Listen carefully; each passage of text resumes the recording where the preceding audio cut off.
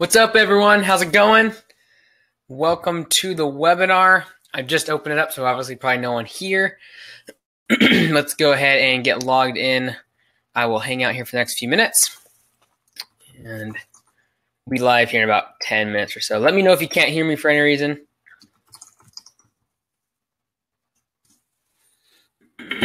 Sorry, got a bit of a cough. Need to open up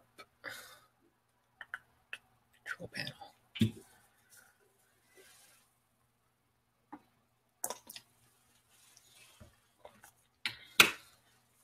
Hey everyone, I see everyone just logged in.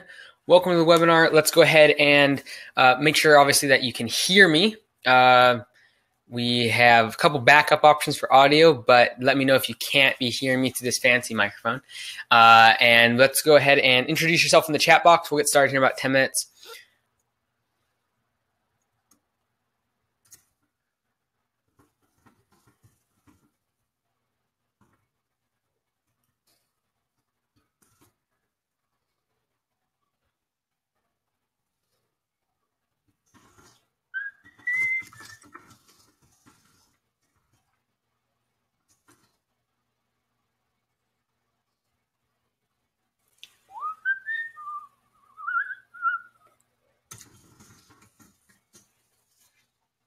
Oh, I can't even spell company. Look at that. So welcome everyone that's starting to log in now. We are going to get started here. So please, in the chat box there, if you're on mobile, I don't think you can leave chat comments, so you will want to get to a desktop or laptop. I think it's now with the new webinar jam they have where it does work on tablet.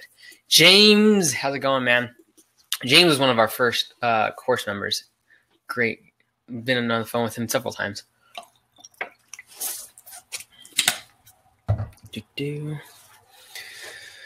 All right, get everything set up here. Can say I need to watch. Is this correct or was it here? So Chase, if it's saying you need to watch it via YouTube, try using Chrome. If you guys are having problems with this webinar application, it seems like Chrome is the best one to be using. Yes, you can watch on YouTube, but you have to type here. You are correct, James. James knows because he's done this before. So welcome everyone coming into the chat room. Feel free to introduce yourself. We'll get started here in just a second, and it's going to be good. As you guys know, I'm not really into formalities. We'll just jump right into it. And make sure if you haven't already that you got this. You should have got this email a couple times already. Has this document. Print it off if you can, because we're going to be using that throughout, especially towards the end of the webinar. So I'm making sure using Chrome. It still says to watch on YouTube from John. You should be able. That's weird. Yeah, if it's telling you to watch on YouTube, you can watch the video on YouTube. It's just you do want to keep this page open for the chat box. For some reason, they have this issue.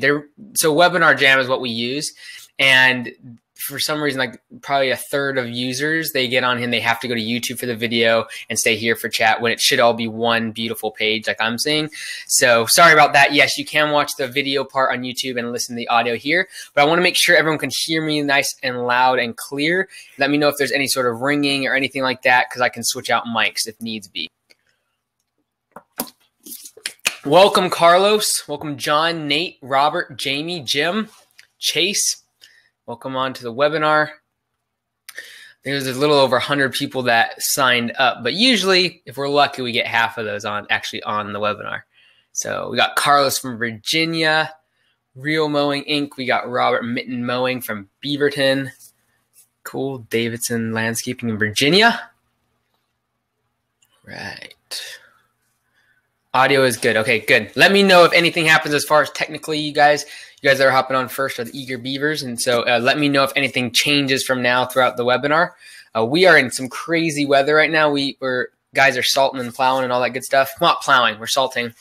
And so the internet was flickering this morning because we've had such crazy weather the past couple weeks. I know there's a couple people from up in Vancouver that even got it worse than us, just an hour north. Nate, you asked if there's audio and video now. Yes, there is. If you're not seeing audio and video, like Jamie says, go to YouTube, follow the link from that email. And like I said, Webinar Jam they're doing a new update, and probably the next webinar for course members or whatever, we will probably be on their new format because it's just so much better. But right now, it's about a third of people have to watch the video on YouTube. It's annoying, so sorry about that. But stay here for Q&A especially, and then for the chat room, because we'll have polls too that everyone can fill out, and we'll get a sense of where everyone's at with their business. So let me know if you can't get in via YouTube, but hopefully that is not an issue. Because if you leave comments on YouTube, I can't see them. It has to be here on the, I can't see them live. I have to see them here in the chat box. Okay.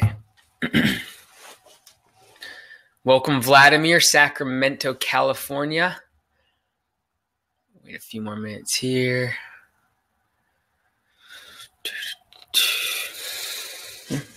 Again, for those of you logging in, hey Nathan, make sure you've printed this off or you have it in some, on a digital file like an iPad or something like that.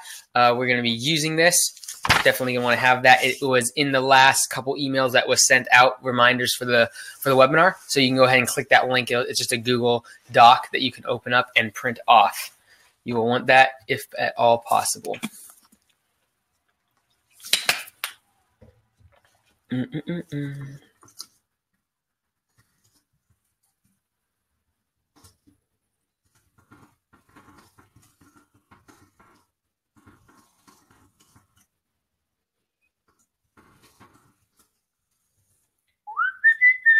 Where are you?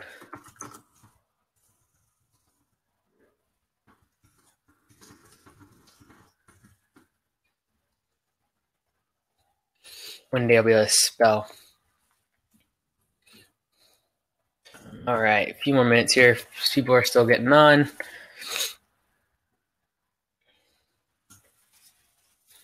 Do 30 people so far. Get some more in here. Usually at 11 o'clock.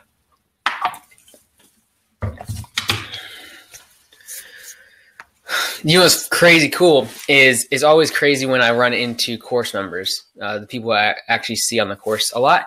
And so yesterday, Sunday, I ran into one up in Surrey, British Columbia, which is like 20, 30 minutes north of us. So that was pretty cool. I always like seeing you guys. Nathan, Sky Landscaping, very cool. Christian from Mississippi, Ground Effects. What's crazy is Ground Effects, there's like literally 4 or 5 people I know that have companies called something Ground Effects, around Ground Effects, like the name of the company. It's cool though. Ground Effects, Christian, Nathan. All right, you still got a couple more joining us. So if you're just joining us now, make sure you introduce yourself, say hello in the chat box. Well, the chat box will definitely come in handy at the end when we're doing Q&A. So if that's not working, let us know. Randy, a clean cut above lawn care out of Connecticut. Very cool. Welcome, Randy. Couple more minutes. See, people are still hopping on here. So if you're just joining us, like I said, make sure you introduce yourself here in the chat box. If you are wondering, you are going to get a replay of this webinar in this afternoon, probably in about 5-6 hours. It'll automatically send you the replay link for all of this. You'll be able to see all of the video live again. And you can take notes and everything like that during it, and then also see it again later. So just to let everyone know, I do not know how long this will go. As far as I know, I have probably 30 to 60 minutes of content that I want to share, and then Q&A. I'll stick around as long as you guys want me to, and answer as many questions as I possibly can. So if you do have questions throughout, there'll be a couple points where I'll say if you have questions about what we've been talking about, that you can go ahead and chat it up. And I'll answer as many of those I can throughout. And at the end, we'll do Q&A around just about any topic in the world, landscaping, lawn care stuff. So again, there's still people joining. So if you're just joining us, make sure you introduce yourself, tell us where you're coming from and the name of your company here in the chat box.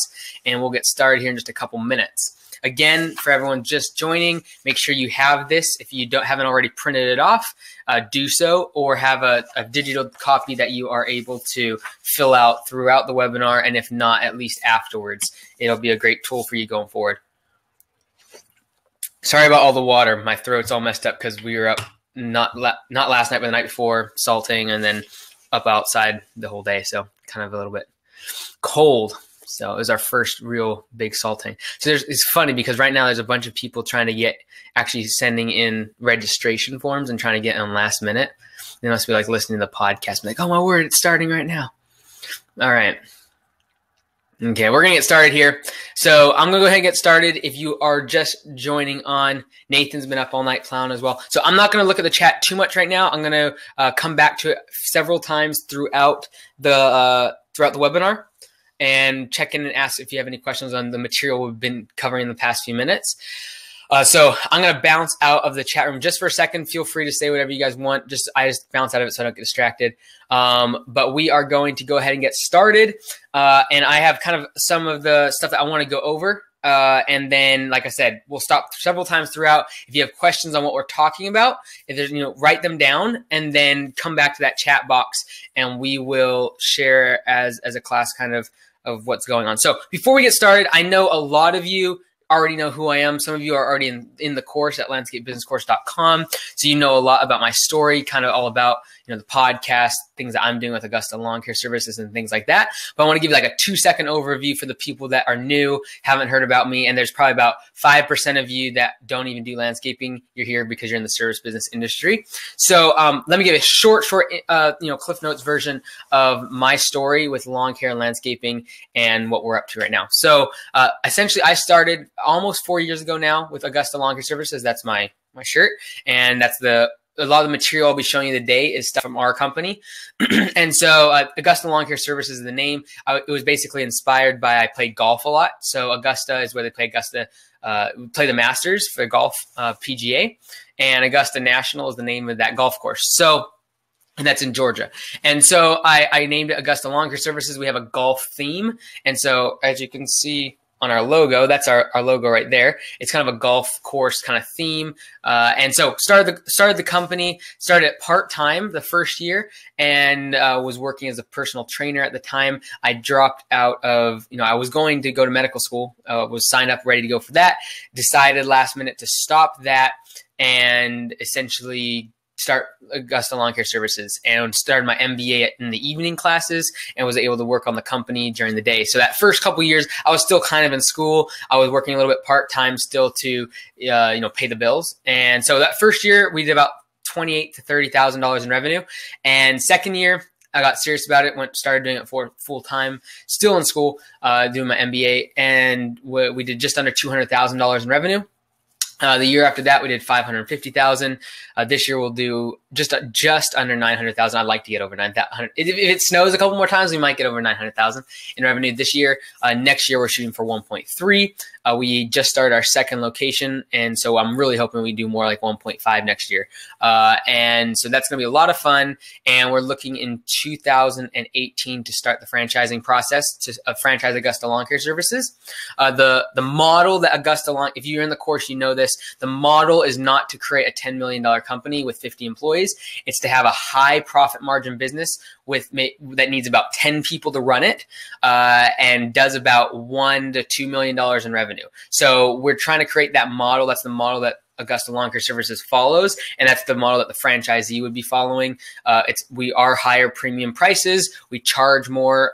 We are not in any sort of price wars with anyone in our area. We are the premium provider for lawn care and landscaping services, and so that's what we're focusing on. I'm not trying to build a high top line revenue business with low margins. I'm trying to build a business that's sustainable, that can grow without me, that doesn't need me there, and that can have multiple locations with one franchisee, one owner. And so that's what we're working on.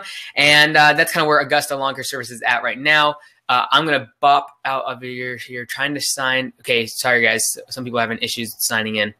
Ryan, I'm trying to sign on my laptop so I have a webcam and mic. Right now, I'm just on my PC. Ryan, you should be fine.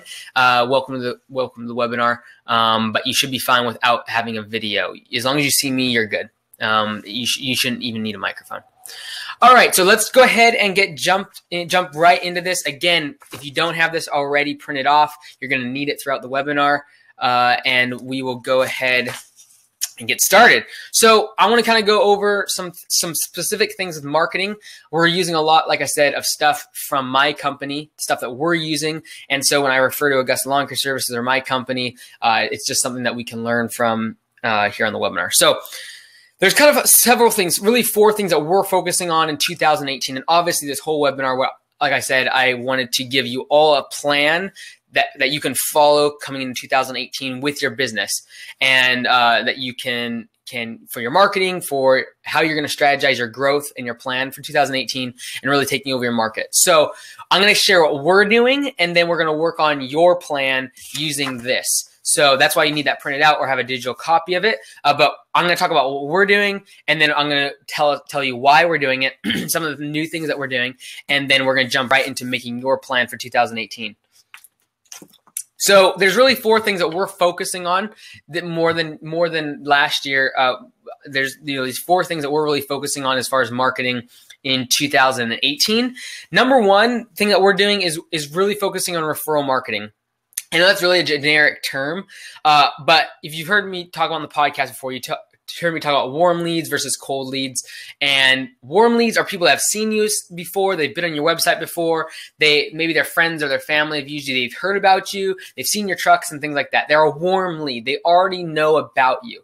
Trying to market to them is going to have the highest return on investment, ROI. It's going to have the highest lifetime value of those customers, and it's going to have the highest conversion ratio because those people don't need to be educated as much about you, your company, what you provide, what services you offer, the quality of your work, etc., because they're already warm leads. They already know those things.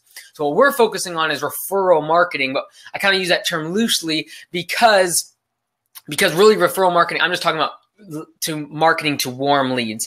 And so there's several things that we're doing. One of them is this little guy right here, and it's a gift card strategy. And so what we're going to be doing is we're trying to market to the people that are directly next to our existing customers. So essentially what I did is I took a map and I said, okay, where are all our mowing customers right now and our landscaping customers? And I said, okay, the people around them, the 2, 3, 4 houses directly around those addresses, let's market to them. The reason for that is because they've seen our quality of work. They've seen our trucks every week if we're mowing. They've seen our guys, the quality of our work, our people, our professionalism.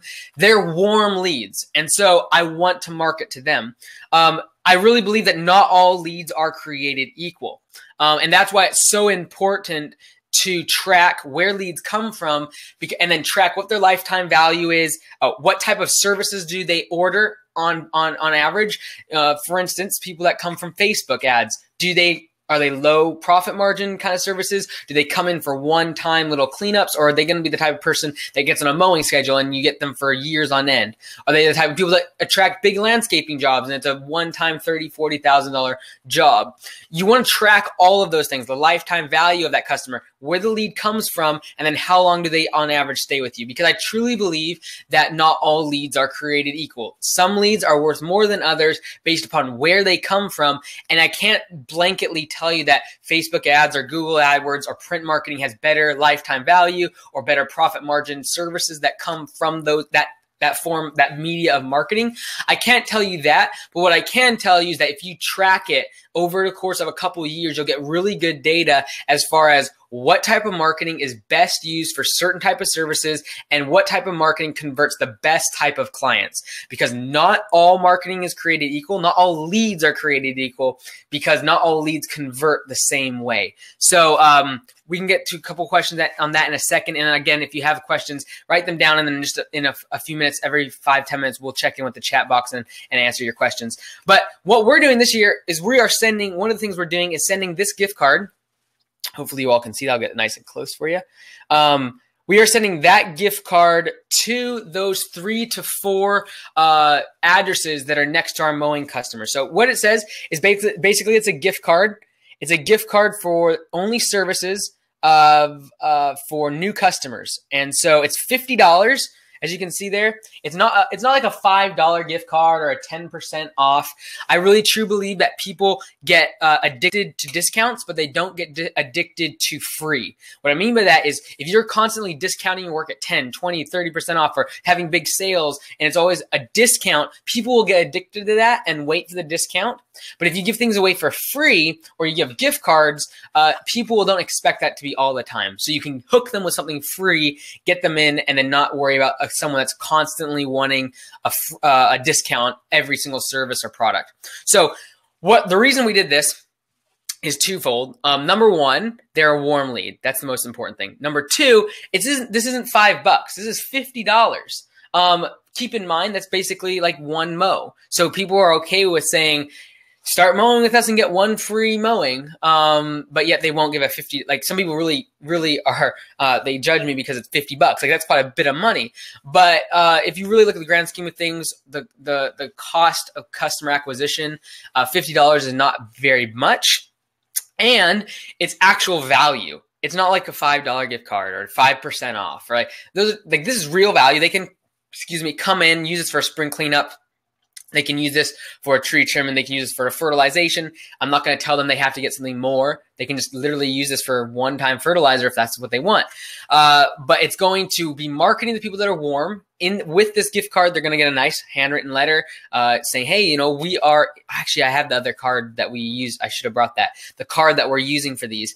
We will put them in there, and we'll say, hey, like we are – already doing services for your neighbor. We'd love to do services for you if at all possible, and then we go from there. That's in this one. Then we follow up with them with a marketing strategy as far as postcards, other EDDM, every door direct marketing, print mail to get those people. We really are focusing on that because as far as paid marketing that we're doing this year, that's one of the main things we're doing is focusing on those warm leads. And the reason for that is because you're going to get route density. Because if I have one person that I'm mowing, but I can market to the 3 people around them, and that truck, that mowing truck, that crew stops one time and then can mow 4 properties instead of just the one, that's increasing a lot. Like that's where you really start to make money, is when you can park the truck and do multiple properties, or park the truck and do larger properties, however it works. But especially when it comes to residential mowing, the more times you can get route density, where the more there's less and less drive time and more work time, because you get paid when you work. You don't get paid when you're driving. The guys are out there. It's a big cost for you to be having them drive around. From maintenance, truck costs, fuel, insurance, wages, it just, massive amounts of money goes out when people are driving. So we're really focusing on that. Route density is really our focus. We're doing this gift card, and this gift card isn't paper. It's like a credit card. So it's actually like physically like pretty nice. It's a nice plastic. We ordered this off of a company called DuraCard. And it just says new customers can redeem this card for $50 off landscaping or mowing services. So they can't use this at our retail facility. They have to be using this for services. So that is one of the things that we're doing this year. That's number one. If there's any questions on that, hit them up. So Ryan, click the link broken. We're in YouTube. All right. We're going to jump right back into number 2 then. All right. Again, if there's any questions after I do these 4 things, we'll address any questions. Number 2 thing that we're really focusing on this year, and this is the bulk of what I'm going to be talking about today, as far as what we're doing next year. And that is what I call the call to quote strategy. So in whether it be when I'm doing consulting or the course, whatever it is, I have specific strategies for certain things. We have the gift card strategy, referrals, warm lead strategy, and what is the sequence for sending stuff to them. This is the call to quote strategy. It's something that I think is really important for us to start getting. We got to wrap our heads around technology and how it's taking over. So I really think people buy things for 3 reasons. Number 1, they buy it for price. Number 2, they buy it for speed. And number 3, they buy it for trust. Okay. So Amazon has really perfected price and speed, because the 2-day shipping was revolutionary. They really work on getting price down, stuff like that. Walmart, they focus on price, but like if you're thinking about trust, that third one, you're going to go to like someone local, someone or like that you have a referral from. And so we've got the trust that part down pretty good with our, whether it be referrals or the marketing piece, the branding that we do, the quality and communication, professionalism. That's all good. We need to start focusing on, a lot of us as landscape business owners, on speed and price. Price is one thing. I'm not going to play with price. I'm not going to try to become the lowest price in our market. I want to stay a premium price. But I can affect is speed. And so when I talk about speed, I'm talking about not how fast you mow someone's lawn, but how fast do you get estimates out to people? How fast do you get their invoices out to them? How fast do you take a lead, set up an estimate, get that estimate completed, written out, sent back to them accepted, job set up and scheduled? Like that we want to take that and just take time out of the equation. When someone's coming to your business and they're trying in their mind to determine whether or not they are going to buy from you, one of the components is time. They have cost and the mental strain of trying to work with a contractor. There's all a part of the equation, and a big part of that though is time. The time it's going to take them to do the work with you. And so I want to take time out of the equation. I want it to be about obviously my price. Most people are somewhat considering that, but more about my quality and the value that I am offering. And so I try to take price completely out of the equation. I mean, not price, time. Try to take time out of the equation. So what I'm trying to do this year, and what we're trying to focus on, is trying to take that time out of the equation by when someone calls, they can get an estimate over the phone. This isn't new or revolutionary or anything like that. There are several companies that do this, mostly larger companies. And what I'm doing is trying to focus on how can we bring this to the everyday landscaper. Someone that's only doing 10, 20 grand a month can make this a reality. So what we do essentially, I'm going to kind of go over the whole strategy as far as the call to quote, and it's also text to quote. So that's the two different things that we're doing. This is the biggest part of what we're doing next year, what we're focusing on, is the call to quote strategy and the text to quote strategy. And so the call to quote strategy, essentially you can call our office. You can within 5 minutes, maximum of 5 minutes, you can be set up on a mowing schedule and have a price, be set up on schedule, and know the next date that they're coming out to serve you. How we do that is essentially using our software. That basically we're using our GPS. We have now a price rate matrix for square footage. We take that square footage price, we put it into our system. It pumps out the numbers that need to be for weekly and biweekly and one-time mow prices. And then we can give it over the phone, close, get a credit card number on file to automatically charge them, put them on auto pay, and it's all gold. Good to go. So that's the first thing is, our call to quote strategy. The big thing what most people do is they go send an estimator out. You go out and you send an estimator out there and you look at the property. It might take you 20, 30 minutes because you got to drive there, talk to the person, walk around their lawn, when really within 2 seconds of being there, you already know the price for mowing. And so some people are like, well, it's not personable. Another one is, I don't get to see their property. It's amazing. If you take time out of the equation, it really puts the onus on professionalism. They're wowed kind of by the fact that you're able to do that.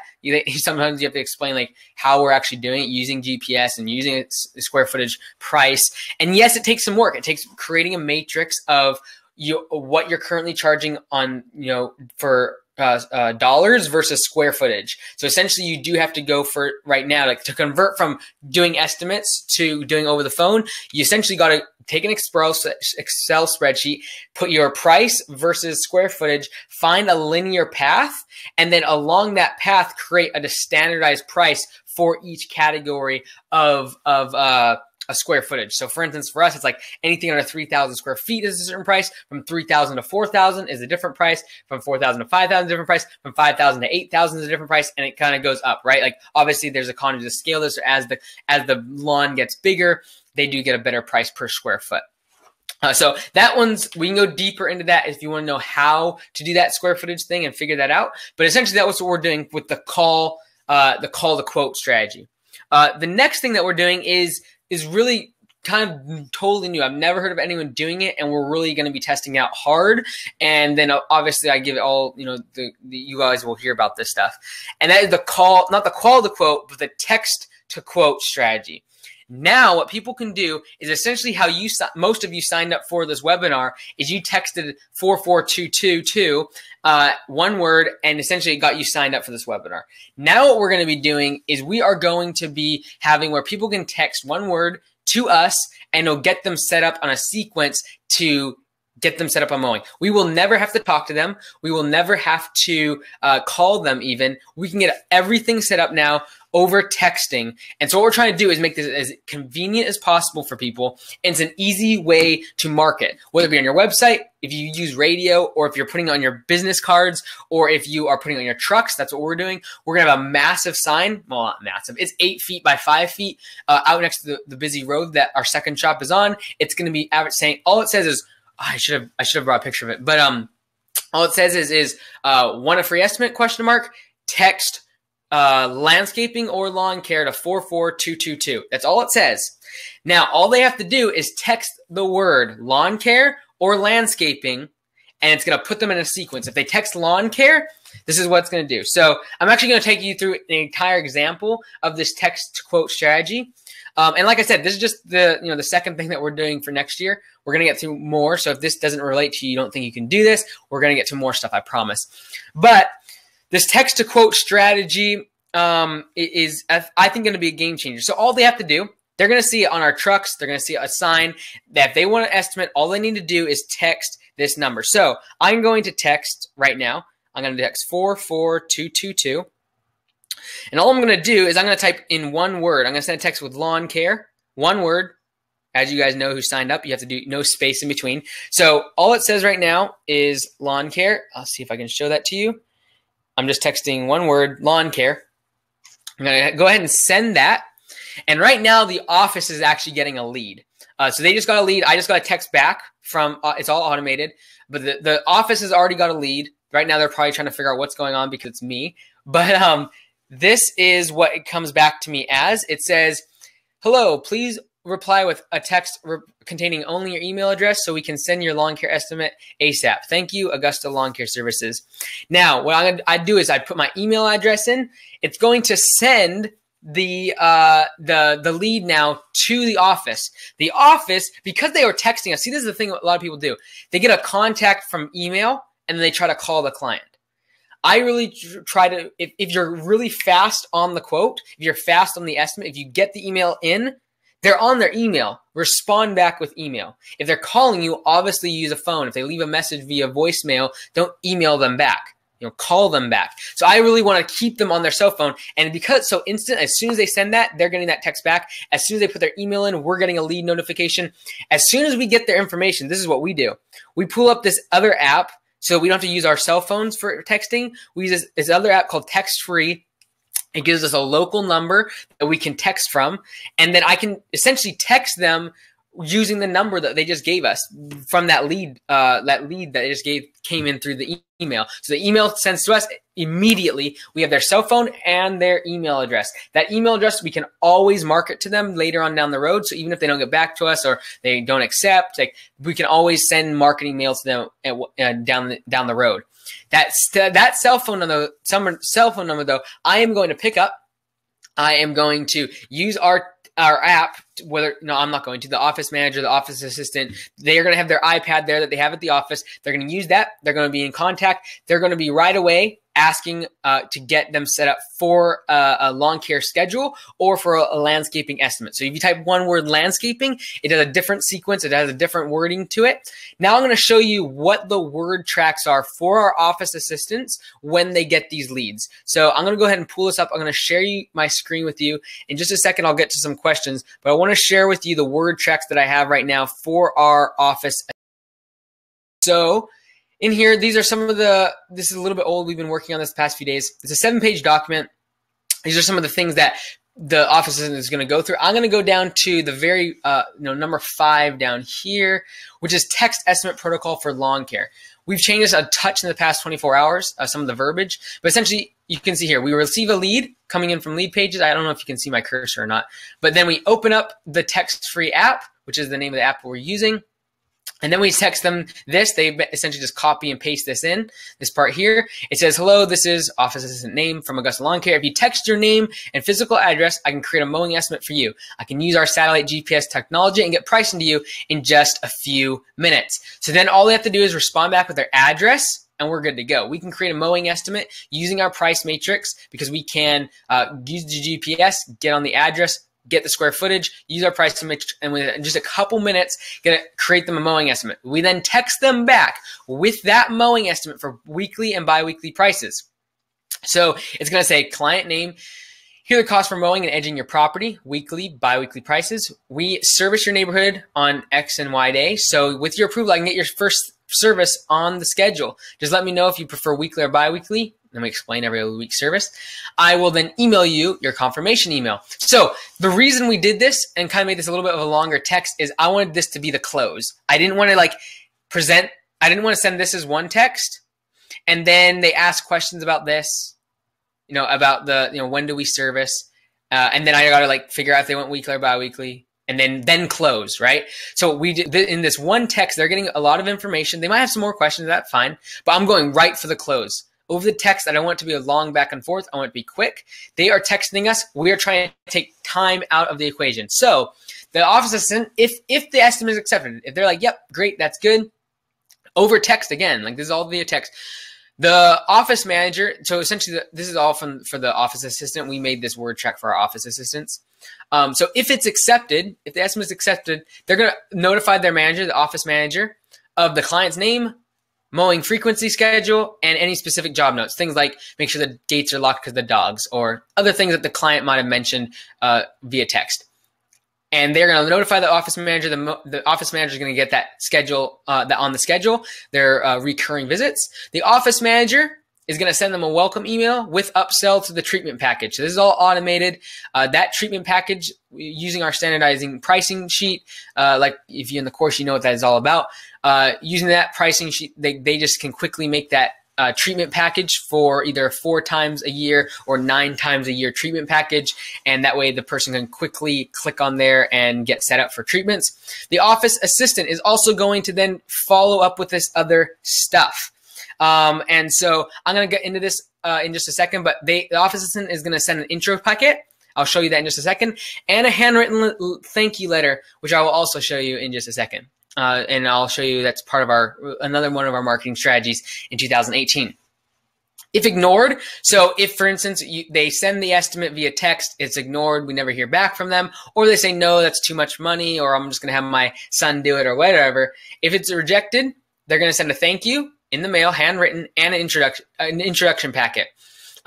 If they're rejected or undecided. If they are rejected, they would stop here, and we just kind of stop at sending the thank you letter, and then they would obviously go into the email sequence of leads that we send to people for fall cleanups and things like that. However, if they are just undecided, they never get back to us, or they say, I got to talk to my wife, I got to talk to my husband, or whatever, then we're going to create a follow-up to ask them if they got their estimate and offer a date in that to try to close them again. And we'll do that via text, since that's the medium that they contacted us via. And then we'll create a follow-up for an email in 72 hours if they still haven't got back to us. So there's other things in here we can get into if you have questions about it, but same thing. Whoops, sorry. With landscaping, very similar, setting up that estimate with the estimator. But yeah, so if you have any questions before we go on to number 3 and number 4, what we're doing next year, if you have any questions on the call to quote, hit it up in the chat room right now. We've been about 30 minutes, so do ask me a question if you have any questions. Whoops, my webcam. There it is. Hi. So go ahead and ask a question in the text box. If you want to get a drink of water, we're going to be about 30 seconds if we don't have any questions, and we'll move on to number 3 and 4 and keep motoring along here. I got to get some water. But any questions on the call to quote, the text to quote, or our gift card strategy, let me know right now, because I don't want to backtrack too much when we get further down in the webinar. So Michael asked, will this be posted online later? Only people that are registered will be able to get this video. And so you'll get that replay in about 5 hours. The audio I am recording also. So parts of that you could also get to from the podcast. I'll cut out some of this. Like this stuff I'm not going to share on the podcast, the text to quote stuff, simply because, number one, we haven't completely proven it yet. I think it's going to be, like Nathan says, revolutionary. I think it's going to be a game changer. No one else does this in our market, and I don't know of anyone else. Because this is the thing. You can put this all over your stuff. You can put it on on the back of your business card. Have the 2 lines, text those 2 words to 44222, and you're good. You can put it on signage. You can put it on your trucks, your trailers. The back of your trailer is a massive sign. You can put that on there. So here's a couple questions. How and when do you hand out the gift cards? So let me go ahead, and I'm going to broadcast the ones that I'm talking about here. So you should be able to see, if you're in the chat room now, which question I am talking about. So Chance asked, how and when do you hand out the gift cards? So I wouldn't hand these out. I would hand these out to only warm leads. So either you're going to send them in the mail to people that are close to your existing clients, like we're doing, or to people that you know are warm leads. That's what I would be using this for. Obviously, if you want to do giveaways and things like that, it's kind of cool. It's a really nice gift card that they can come in and use. So that's who I would be giving that to, Chance. Nate asks, what's the software for call to quote and text to quote? Okay, so Nate, we use Lead Pages. Lead Pages is not cheap. There are other options out there. We use Lead Pages in part because I also use it for the course, obviously. So like what you guys texted, a lot of you to sign up for this was also 44222. You get a certain amount of what's called lead digits. You pay a monthly subscription fee. It's a little bit expensive. There's other options out there. I would just search around on Google. There's a whole bunch of them. I'm sure some of them you pay by how many people actually use it. Some of it are more like subscriptions like Lead Pages. I use it a ton for webinars, for the franchisees have started to use it. The ones that are interested in that, they text, I think, Mike Andes one word to 4422, and they get information from us, and I contact them about franchising in next year. I use it for consulting stuff. If people want to do calls with the podcast, of my sponsors have started to use it. So I use it a lot. So I use Lead Pages. That's what I do. Leadpages.net is what I use, Nate. James, what happens if you get to the property for the first time and the trainer turf? This is the question. This is the question. Yeah. So James, Ryan, you're so all right. So this is the thing. This is what it comes down to, training your people. So our office assistants are taking all these calls. Tomorrow, Friday and Saturday of this week, we are spending 2 entire days paying all our people in the office and training them on just that 7-page document. The different scenarios that they're going to get as far as calls, the exact word tracks of how to handle those calls. Now, the reason that comes into play, James and Nate, or Ryan, about James, your question about what happens if you get to the property for the first time and the terrain or turf length is not what you expected. Okay, so this is when you got to empower your people. We got to train them very well to be listening to the client for indications of things like really high turf. If the person usually you can, over the phone, if you're doing this sort of thing, the persons are saying something like, I haven't mowed it in ages, or it's really long. Then we have a certain sequence, and I don't know if you saw in that quote, word quote thing, there's asterisks, the word tracks, there were some asterisks, and it has to do with length of the lawn. If you hear things like, this is what we're teaching our people. If you hear things like, I haven't mowed my lawn in a long time, it's very long, we just moved in and we haven't got our mower, there's certain things you can listen for and know if the turf length is going to be long.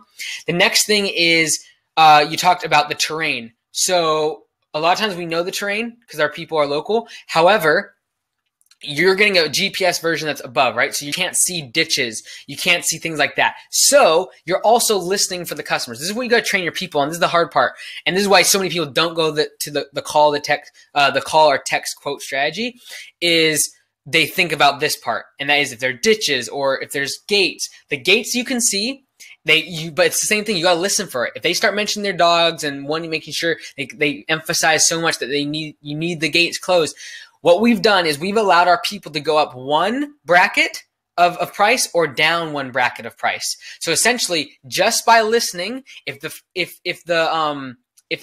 square footage, for instance, is exactly square, and they know it's basically park and mow back and forth, and it's a hedge around the edges, and it's just one square, nothing like not a lot of edging, trees, obstacles, etc. Then they're allowed to go down one price notch. Excuse me. They're allowed to go to one price notch. So instead of charging for a 2,000 to 3,000 square foot lawn, they're going to charge for a 1,500 square foot to a 2,000 square foot lawn. They can go down one category. Now they can go up one category if they hear things like there's gates, there's dogs.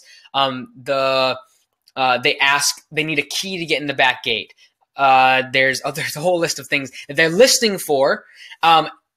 A big thing is someone that has a ditch will a lot of times say, make sure the guys get the ditch, because we'll ask them once we've closed, we'll ask them, is there specific job notes you want to have on your visit? And if they say things like ditches, they mention ditches, or if they mention a lot of trees that we can't see maybe, or whatever it is, we're just listening. We're listening. And keep in mind, they know that you haven't seen the property. So if it's way out of if you estimate it and it's like a tenth of what it should be because for some reason there's like mountains in their yard or something, or there's a bunch of cars parked on the grass, and the GPS map version you just saw empty yard, then you would just ask for a higher price. And if they're not going to be reasonable and understand why the price needs to change, that's not the type of client you want anyways. So the type of client that you're going to get with the phone call, the phone to quote and the text to quote strategy, that's the type of person you want. The person that is worried about time. They're trying to save time. They're on their phone. They're tech savvy. They're going to give you a credit card to keep on file. Those are the type of clients you want. Because they're also going to, guess what? They're going to text you when they want a leaf cleanup. They're going to text you when they want a tree moved or trimmed. Like it's just the type of client you want. It goes back to why all leads are not created equal, is the fact that someone that is using their phone like that and texting us and wanting to set up an estimate quickly and is scheduled is the type of client we want. So hopefully that helped. Chris asked, where did you have the gift cards made? It's from a company called Duracard, DURACARD.com, I believe, but just type in Duracard. But there's lots of other companies that make gift cards. There's probably companies that make them cheaper than what we got. But my main thing is to make them nice. Make them like a real tangible gift card, like plastic. No cheap paper, not a gift certificate that's handwritten. Like make it look pretty professional. It's decent. It's not great. We'll get better, promise. But that's that. I can see the video on iPad. Any quick thoughts? Use phone for video and iPad for chat. Sorry, Matt. Yeah, you'll want to be on desktop if at all possible. Vladimir, once they agree to service, how do you deal with payment? So we have two different things. If they're over the phone, we will take their credit card information and set them up for auto pay. If they are here, I'll broadcast this message. If they are via texting, we're not going to ask them for their credit card information, just for safety and for their privacy. We aren't going to ask them for that. But we are going to do is in the confirmation email, send them a link to their customer profile where they can put their card information in if they want. Or they can give us a call at the office and set up their card information there as well. Randy asks, you also have to be careful if the photo from the GPS is far out of date, as it may have added more square footage or added a gate within the past few months that some equipment may not fit through. Just a few things I ran into. Yes, Randy, you are correct. If you are working with old 3-4-year-old GPS things, I'd say 10 to 15% of our estimates we're still going to have to send an estimator out to because of that, especially if you're working in an area where there's lots of new developments. Okay, last question here and we'll move on. Vladimir, do you need them to sign something for auto pay? You actually send them we send them a thing that is goes through BluePay, and they have to enter in their own information. Otherwise, over the phone, we take their card information and encrypt. It's all encrypted in their profile, so they can see that. They can see in their customer profile, and they can enter that information in, and it's all encrypted in front of them. So that's how we do that. We get around that. So I'm helping out of the chat box here, chat room, and I am going to jump right into number 3 thing that we're doing next year. And we can go back all your questions at Q&A. We'll get to all of them if you have more. Number 3. So is this good is this helping anybody? Is this like, I know for some of you that's kind of not going to work next year. You're like, I'm not there yet. I totally understand.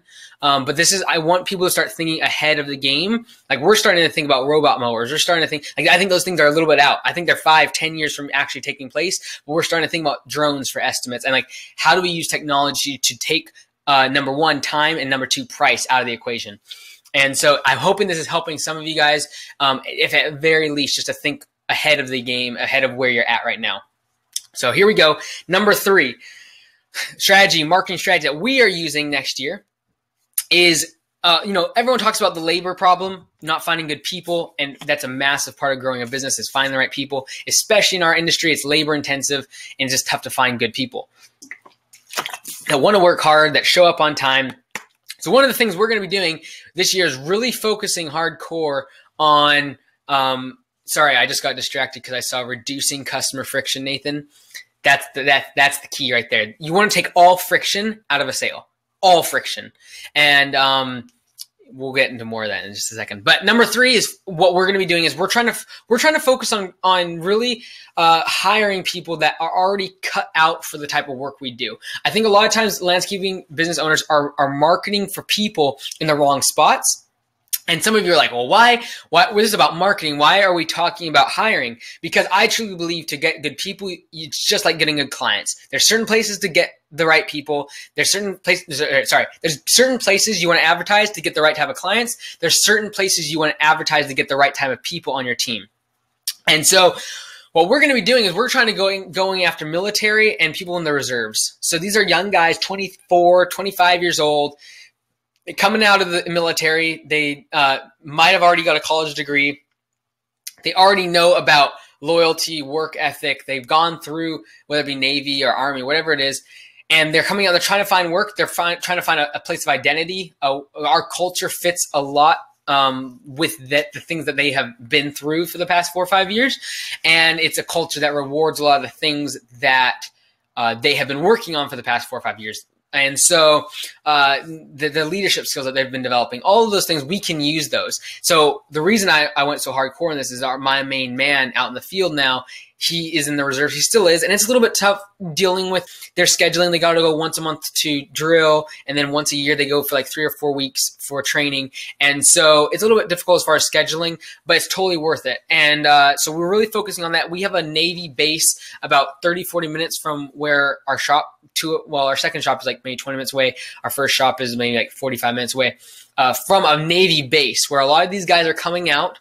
They are coming out of the military. They're going into the reserves, or they're in some sort of transition period. And so what we're going to do Facebook targeted marketing in that vicinity or right around that Army base. And then we're also going to be marketing in our area and targeting people in the reserves, in the military. And you can do that all through Facebook ads. And so that's our strategy for finding people next year. We'll see if it works. Last year, we're still doing the career fair thing like I have in the course. And so I'm just talking about the leads to funnel toward that career fair. We're doing 2 career fairs actually this year just because there's so many people interested. And so we got one in, I think it's the second week of February, and one in the 3rd or 4th week of February, just because there's a lot of people and we want to be able to mingle with them. So get a really good idea. Because this year, one thing I haven't really talked about on the podcast is I'm taking myself out of the application / interviewing process a lot. I'll still be there at every single one, but my office manager and my project manager, they will be in all the interviews. A lot of my guys will be at the career fair. They will be expected to mingle with all the new applicants and kind of get a feel of who they like, who they think would work with the culture. That's all they care about. And so in those interviews with the office manager and the project manager and myself, we'll be obviously doing regular interview stuff after the career fair. But I'm getting my guys involved a whole lot more in the application process. So that's the career fair is still a massive part of it. And if you haven't seen the video in the course, or if you haven't heard the podcast on what we did, essentially a career fair is all the applicants or people that you usually get from Craigslist or Facebook or your email list, or however you're getting leads in for new hires in getting applicants. You are then funnel them towards a career night where you get them together, give food, you get your guys there, mingle together. You talk about the pros, why your company is the best thing in the world. And you talk about the cons. You're out working in the cold, you're out in the rain. You try to give them the sad story, the bad story, so you weed out the people that are going to leave anyways. You tell them that, hey, this isn't just, you're not going to see results if you're just looking for a summer job. And I tell them, like, I know a lot of business owners, I can get you a summer job if that's what you're looking for, but this isn't the place where you're going to succeed if that's all you're looking for. You will get a job, but the way our compensation is set up is like the longer you're with us, it actually becomes a really good paying job with benefits and more pay. And like we built it that way because we want people to stay with us. And so if you just are here for a summer job, you're never going to get up that ramp and you're not going to see the benefits of that. And so in that career fair, we talk about our history, the company history, different positions. I introduce our guys. Some of them will be talking. We have food, like it's just a lot of fun. And then also it's very, very clear. It's incredible. The career fair, you will almost know who you want to hire just after that career fair, whether it's 1 night, 2 nights. We're doing 2 this year. But like if there's 10, 20 people that show up, you will know the 3 or 4 that you want to hire almost. And then what you do is then you interview. You have them all sign up for interview schedules the day or 2 after, and you weed through them. So anyways, kind of got off track there. But number 3, our third marketing tactic in 2018 is marketing to the right people that we want on our team. Because if we're going to be growing at the rate we want to be growing, and we need to get 4 people in February, probably more in a couple more in March. Like it just it depends obviously on how many sales we're doing, but we definitely need 4 more people. And so to find those people, you got to have a good inflow of leads. The more leads, the more greater pool of people you can get that are high quality, the better people you can get into your team. So that's our third thing, is that Facebook targeting to military, around the military facility there, as well as targeting people in the reserves and the military that are between ages 20 to 30 in our local area. And they're going to like our compensation plan too, because it integrates well with someone that wants to have a family, because we're integrating, medical benefits and life insurance and other things like that into the program as they grow with the company. And there's definitely a place for them to grow into. And that's appealing to a lot of people that want to start a family. They know there's a place they know they can grow with. They can grow with the company. So that's number 3. Number 4 is our snail mail follow-up strategy. So I got some examples here of some of the stuff we do. And so our snail mail is in. And so some people would say, well, how is that a marketing strategy? I really think it's overlooked. People getting mail, emails, they will quickly glance through it. And they're getting so many, there's lots of spam. Obviously, there's spam in the mail as well. So what you can do, though, is stand out with handwritten things that are customized for them, and not just make it like a every door direct mail or a piece that goes out to everyone. We have had where we send out 400 pieces of mail that is actually not really specific for each person, but people will respond back to us thinking that like we specifically made that letter for them. And so what you want to do when it comes to this snail mail, what makes it the people that actually succeed using it, for the people that won't, are the ones that make the mail pieces. Like the creative is the variable of success, as Gary Vaynerchuk says, because you've got to make sure it is personalized and it's not going to be thrown away with all the other junk mail they're getting. So our follow-up strategy, our snail mail follow-up strategy is initiated by the office staff as soon as a lead comes in. So whether it be they're calling in, so and they do a call to quote strategy for mowing, or they call in for an estimate, and they get set up for a landscape estimator to come out to their property, whether it's that or whatever it is. As soon as a lead comes in, they are going into our snail mail funnel. So the first thing, I'm just going to go through here in sequence. So it's initiated right away. The first thing they're going to get is this little guy right here. So there's 2 different people that would send this piece of mail, and that is number 1, the office assistant, if it's coming in via text, email, or phone call. The only reason they wouldn't be sending this piece of mail out themselves, the office assistant, is if they set up an estimate for like a grading job or a big tree trimming job, and an estimator has to go out and meet the client. Then the estimator is the one that would make this piece of mail. So this piece of mail is very simple. We put in a 5x9 letter inside of here. Sorry, not letter, envelope. Inside of here is really very, very simple. You got a thank you letter. It's just here. Oops, sorry. It just opens up like that, and it's completely blank. Okay, so there's nothing fancy about this. Very cheap. You can get these on Amazon with the letters, envelopes, and everything. And then we made this high quality, very nice gloss picture of some of our team from last year. That was when we were working on their shop, and we got together in front of the office and just took a quick picture. We got to get this updated with everyone in there, but it looks nice. Everyone was in their uniform and decently clean, so it worked out good. So that goes in there, and it just says, thank you for your business. In this letter is handwritten. We do not print these off. So if the office assistant got a text, a phone call for mowing estimate, set them up wherever, set them up or didn't, like if they got a lead at all, they're writing this in. They're going to say, their name, and then they're going to say, we look forward to doing business with you. We can't wait to service you and your property. And then the key part here is individualizing it, listening for things in the conversation you have with them, or the estimator in their conversation when they're at their property. What can you put in here that makes it personalized? So that last sentence in here has got to say something that makes it personal to them. Things like, if they just moved in the area, welcome them to the area. Welcome to our county, welcome to the city, whatever. If they heard something like their grandchild just had a great award, and that's all they were talking about, the estimate, or on the phone, or they mentioned it, or maybe they're going to San Diego in a week and they're really looking forward to it.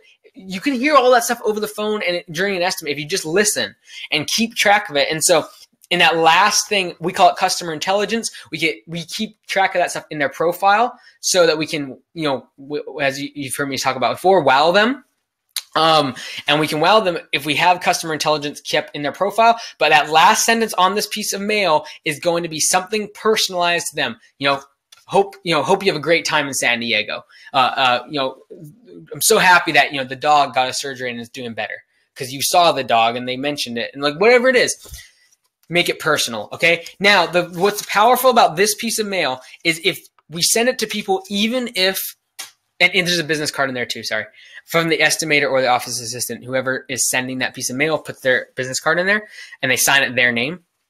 But the reason that that piece of mail is so powerful is because we use something called the assumption close. So the assumption close is we assume the close is done and they're going to do business with us, because we send these to everyone, even if they don't accept our service, even if they are thinking about it. We still send this to them and we say thank you for your business. The reason we do that is we're assuming they're going to accept the bid. We are assuming they're going to do business with us. And it's powerful. And so we don't ask them. We don't say, we hope we can do business with you, or, you know, anything like that. We're looking forward to doing business with you. We're looking forward to serving you. We already are thanking them. Like the front of this thing says, thank you. We're already assuming that they're doing business with us. And so, you know, we put little stickers on the outside of the envelope that say thank you. Nice gold ones that match this. And so, so that's the assumption close. That's the first piece of mail that someone's going to get using the assumptive close technique. The next thing we're going to send, and I'm going to get some questions in just a second. The next thing we send, if you're in the course, you've seen this before. I'm going to stand back a bit so you can see this. This is the introduction packet. It's much bigger. It's 8.5 by 11, and it's a nice cardboard, you know, folder here. Has our contact info on the back for the main office, and email and web address. Has our logo, very nice and clean. We're going to be making it a little bit cooler next year, design-wise. But inside, it's very, very professional.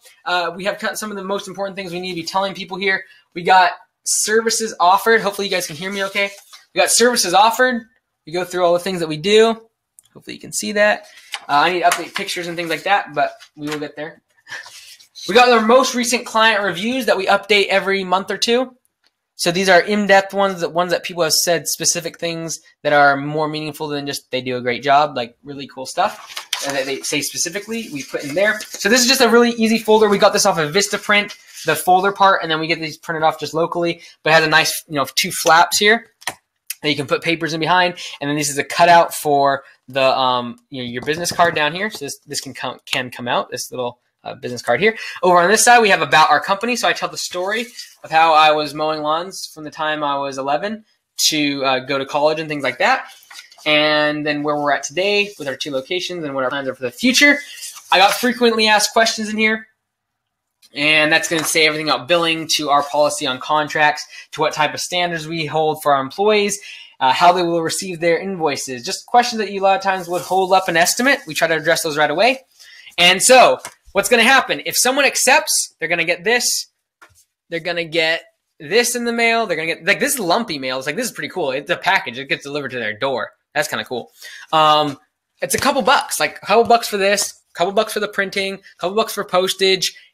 Easily will double your conversion ratio of people that accept your estimates. Definitely worth it. Remember, this is the thing. People are like, well, I wouldn't pay $10 for someone that put in a lead. Okay, but you're going to go spend $1,000 on a mailer to a bunch of people that don't know you, have never asked for a lead, have never been to your website, have never called you, have never texted you. Like, the people you're sending this to asked for an estimate. They are potential buyers. They are not cold leads. They're not even warm leads. They're hot leads. You gotta be pouring money into this stuff. You say, well, this isn't marketing. This is like follow-up stuff, or this is like customer service or quality or branding. No, this is marketing, because we send these to the people who haven't closed. Like, this is the introduction packet, but we send these to people who haven't even accepted the bid, or haven't even made up their mind. But this will tip them over because no one else is doing this. And especially if we're mailing it to them, they're getting lumpy mail, which we'll get into in a second. There's more to come, though. So they get the introduction packet. Let me just look. I'm just making sure I got all this stuff here. And then after the job, so let's say we do the work for them. Now, assuming that they don't do the work with us, they're going to end up on our mailing list. They're going to end up on our email list that we send out for spring and fall cleanups. And that's a whole nother webinar how to send those emails. Like, that is important stuff. That generates massive amounts of revenue. We can send emails out and fill up our schedule for 2 weeks. And so that's super powerful when you need to start filling up your crew with work in the winter and things like that. If you have a good creative email that is going out to your lead list of thousands of people as your business grows, like, you can fill your schedule up so quickly with the right offer, an email that looks personable, isn't on a mailing list like MailChimp. Like, it's powerful. Anyways, if they do accept our job, We got these printed off at Shutterfly. This is a nice card stock, by the way. This isn't like cheap paper. All of these things are nice quality. Like even these pieces of paper inside the introduction packet, this is not just regular paper that's nice, shiny, not card stock, but just underneath that. This is really thick card stock, cardboard kind of stuff. It's from Shutterfly, and it just has a picture. It's very small, but it has a picture of our, not very small, it's 4x8. It has a picture of our team again on the front, but it's actually on the card. It says, "Thank you. We appreciate your business." Inside, it says, "No." So this is also a referral strategy for us. We're sending these people we've done work for. They obviously like our quality work. They like the stuff we do. It says, "Know of anyone that could use our services? Here are a couple business cards. We love referrals." So that's at the bottom, but right here is all empty because we're going to do a handwritten note again and personalize things and wow people with the way that we do customer service. So we're going to follow up with them. Obviously trying to get referrals with a couple business cards. In here, we're going to make a note, something specific about their job that they liked or something that happened. And then everyone that was on the job is going to sign this piece of paper, or this card, sorry. They are going to sign their signature on here. And so if it's 5 people on the job, the office puts these out on the desk in the morning at once a week, and then people that were on those jobs just quickly sign them, and we send this back to the customer. Has some nice things about them, referral strategy, and the signatures of all the people that they met at their property. So that's the mail strategy. So that's the last thing that we do for as far as the snail mail strategy is during Thanksgiving. I should have brought one of those too. We have another card that we send. It's a little bit bigger. It really kind of is like those letters that you get once a year from your friends and family that kind of give an update on everyone in the family. We kind of do the same thing. We tell them what the business has done in the past year, what the growth is, people that have come on, interesting stories that happen to our people. We make a nice card, like a bigger one, and it has like what we're doing, what we're up to, and then we thank them really, really genuinely for doing business with us, and that it's really all about them. Like without them, all of the success wouldn't be possible. And we bring them to the inside into our company, share the things with them, whether it be numbers or whether it be, telling them what we're doing next year.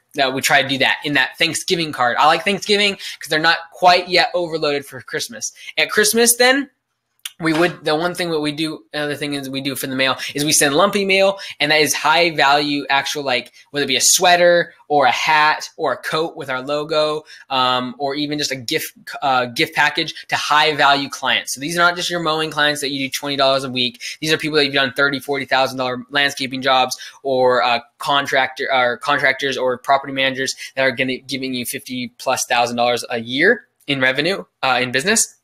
You would send them some sort of gift package or something that's actually of really good value, and try to really create that relationship more with them. So those are the 4 things that I wanted to talk about. I've been an hour, and that's kind of the meat of what we want to talk about, because now we're going to go through this stuff, and this is probably the most important part, is your strategy. We'll talk about my strategy, what we're doing, but now let's go through yours. But before we do that, if you have any questions on what we just talked about, Facebook targeting for your people and getting people in general, and then the snail mail follow-up stuff, all this stuff I've been showing you, any questions on this stuff that we've just talked about? We'll get to general Q&A in just a second, but is there any general questions on this stuff that I've showed you in the past few minutes?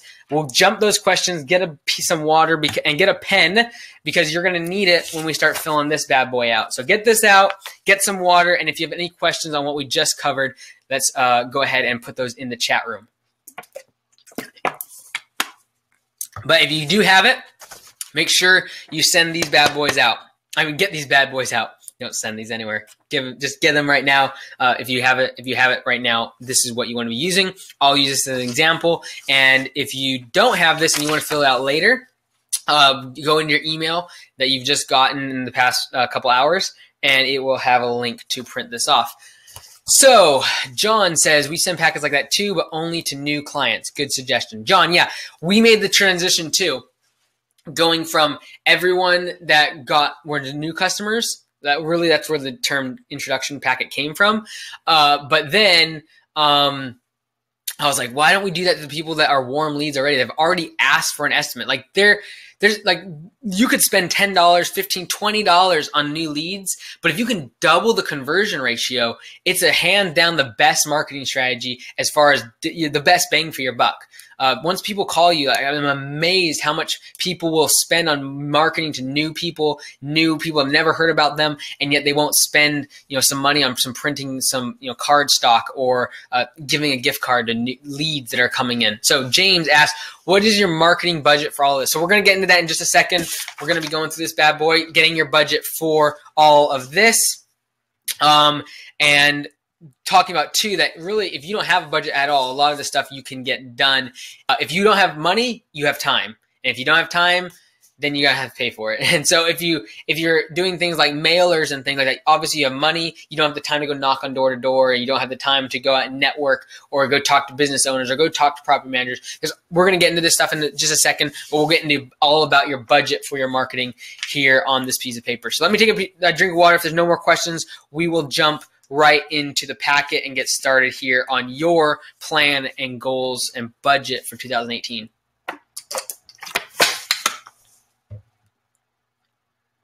All right, here we go. Okay, so pull this bad boy out. So we're going to go ahead and fill in page number 1 of your workbook. So on the top there, you have what is your gross revenue target for 2016. If you want to just randomly throw a number in there, if you already thought about this, go ahead and put it in right there. This is the part that most people don't do, is they figure out, okay, well, I know what my number is, but then they don't ever think about what's to get to that number. What do you have to do every single month? Let's break it down. Some people go like from the month to the week to the day to the hour, and what they got to be making. But I want you to at least go down to the monthly level, and you know your market. You know when the swings are. You know when you make more money, when you don't make as much money. And so you need to figure out what numbers you need to be hitting each month. So in May, if you're ahead of schedule to reach this number at the end of the year, or if you're not, if you're lagging and you need to pick up some slack. So you need to know this for every single month. And then obviously this number should, if you add up all of these monthly revenues, it should be equaling that annual revenue that we have up top there. Another thing I suggest is doing a 3-year projection. So this is for next year. This is for 2018. I'd highly recommend you do them for 2019 and 2020, those annual revenues. Not the monthly thing, but just that annual number of what you are going to be trying to hit. Now, this is the part that like anyone can just make up a number for next year. That's easy. This is the thing you got to do, and that's you got to get KPIs. You got to get the key performance indicators, the things you got to do to get that number. It's easy to be like, oh, well, last year we did 400 grand, and the year before that we did 200,000. So I'm guessing we'll go to 600,000 because we'll have the same growth. It's easy to just like pull numbers out of the air. But how are you going to get from 400 to 600,000? What's going to happen? Are you going to spend money on new equipment or marketing? Are you going to find new people, or are you going into a new marketplace, or you offer new services, you get new equipment? Like, what happens? Because it didn't just, like, business didn't just show up on your doorstep. It's not like you just double your business just because. You got to figure out every single month. This is what you got to do after this webinar. You got to go to every single month and do the KPIs on each month's revenue. Like, okay, we got in April, we got $120,000 projected, and I sure hope we beat these numbers. But 120,000. In May, it's 160,000 in a month. How are we going to go from 120 to 160? What's going to, like, that's 40 grand. That's a big difference. What's going to happen? I know that my KPIs, I haven't written my KPIs in here, but I know when we're hiring people, when certain equipment we're planning to buy, when the other shop, the second shop, is going to be kicking into high gear. So I know that these numbers, we better beat these numbers. At 1.3, we should be more at 1.5. But, like, every single month, you should have 2 to 3 KPIs. In January, what's happened in January? Are you snow plowing? Are you going to focus on tree trimming? In February, are you hiring people? Every single week in the spring, you should have KPIs, not every month. In the spring, February, March, April, whatever it is around you're going into that spring season, every single week you should have KPIs. So I know that, the second and third week, second and fourth week of February, we're having our career fairs, 2 different ones. I know that which day we're opening the second shops. That's the second shop. I know which day we are highlighting certain services to increase business in February. I know the KPIs of every single week during the spring. During the the rest of the year, a month, KPIs for each month is fine. In August, what are we doing in August? Why our mowing basically goes to nothing. How are we still staying at 140? We're going to go after xeriscaping, and we're going to go after taking lawns out instead of putting them in because it's so hot. And so that's how we're going to. You got to get the KPIs though. You got to know how are these numbers going to happen. Okay, so that's the first thing.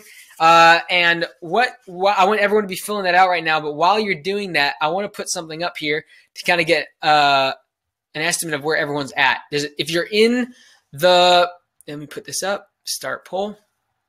So if you're in the chat box, you will see a poll that just popped up. It's going to ask what your annual revenue projection. What's that number that you put right here? I put 1.3. What's the number that you put in there? There's no shame here. And you're not public as far as who says what, by the way, on all these polls that I'm going to be popping up. Where's your number at? And this will give me a little bit of feedback too when we go into Q&A at the end of the webinar as to where I should be putting, giving you guys the information. What is your target revenue for 2018? Is it under 100,000? Is it between 100,000 and 250,000? Is it between a quarter and $500,000, $500,000, $1 million, or are you over that $1 million marker? Just put all your answers in here. Take this poll real quick. That should be popping up for you. And then we're going to get into marketing budget. Same thing here in just a second, but I want to see your poll here. So right now it looks like a lot of you are between that $100,000 and $250,000 marker. About 40% of you. And so what that means is a lot of you, okay, that's going down now. Quite a few people, 250 to 500,000. I think you all should be able to see these results as soon as I click end poll. So I'll click end poll here in about 2 minutes, and you'll be able to see what's going on right now that I'm watching these charts. But 38% of you are in that $100,000 to $250,000 marker. That means you have maybe one employee, a little bit part-timers. 15 to 20% of you are between that $500,000 to $1 million marker. When you have solid employees that are there, that you need to, now you're really starting to focus on growing a team. So annual revenue projections for 2018, put those in here on the poll if you're in the chat box. And now let's go on to marketing. So again, bottom part of page number 1. I'm going to go ahead and end the poll here in 10 seconds. But let's go to the marketing budget. And this is also another time when your spring months should be broken down into weekly. So because the spring is where the best bang for your buck is for marketing dollars. And so you want to make sure that your KPIs, your key performance indicators, what you're doing is very, very clear during the spring months. I'm going to go ahead and end the poll for number 1. So you can go ahead and you should be able to see now what those poll numbers are for everyone that's on the webinar right now. You can see a lot of us are really still, we have one employee, maybe 2 part-timers, and so we're really trying to get everyone to that $1 million marker. But let's go to here. Now, I'm going to put another poll up in just a second. And that is, I'm going to reset this bad boy. Let's go ahead and ask everyone this next question, which is the bottom of your page. You should be down here now. What is your budget for 2018? Now, this is the thing. A budget for marketing is an absolute joke. Okay? So a marketing budget is absolute joke. So if you want to wait for just a second before you fill that in, let me say something. Yeah, that's fine. Okay, so if you want to fill in the poll that just popped up in your sheet, I'm seeing everyone's numbers coming in. However, a marketing budget is an absolute joke. And the reason for that is, why would you ever stop spending money on something that is working is beyond me. You say, well, I'm just I go to conferences or I talk to people and they're like, I just have more business than I could ever afford. I don't want to spend any money on marketing. Or I put money into marketing and it didn't work. Or, I can only spend $1,000 on print marketing. I'm not going to spend $2,000. It worked great, but I'm not going to ever spend that much money anymore. If it worked great, why wouldn't you just keep using it? There's really no point in having a budget. It's more about how much money are you willing to spend to test out different mediums, figure out which one works, and then just go all in on it. That's what you have to do. So in consideration of this bad boy down here at the bottom, what's your budget? So 80% of you are under $10,000. 80% of you are going to be spending under $10,000 on your marketing budget. That's totally cool. The thing is, where's that $10,000 going to be spent? You got to be figuring out, okay, what months of the year should I be spending that money on? I personally, in our business, we don't spend a whole lot of marketing, like as far as Facebook ads, Google AdWords, print marketing, those things. We don't spend a whole lot like in campaigns. We are focusing more on gift cards, introduction packets. So this is a form of marketing, like I said before. But as far as formal campaigns online and things like that, we don't do a whole lot. But if you're gonna do them when you're gonna get the best bang for your buck, in the spring. And then if you have employees, you want to do it late fall to keep people busy during the winter. Okay, so and you got to work on your creative. You got to work on the creative of the piece, whether it be a postcard or a 8.5 by 11, or if you're doing it on Facebook ads, what's the picture say? What does the text say? What does the video say? What's the conversion? Where's the URL going? Like, that's all stuff that you got to figure out. However, where you spend that money is a big indicator of whether or not that money is going to return anything. Okay, so that is down here.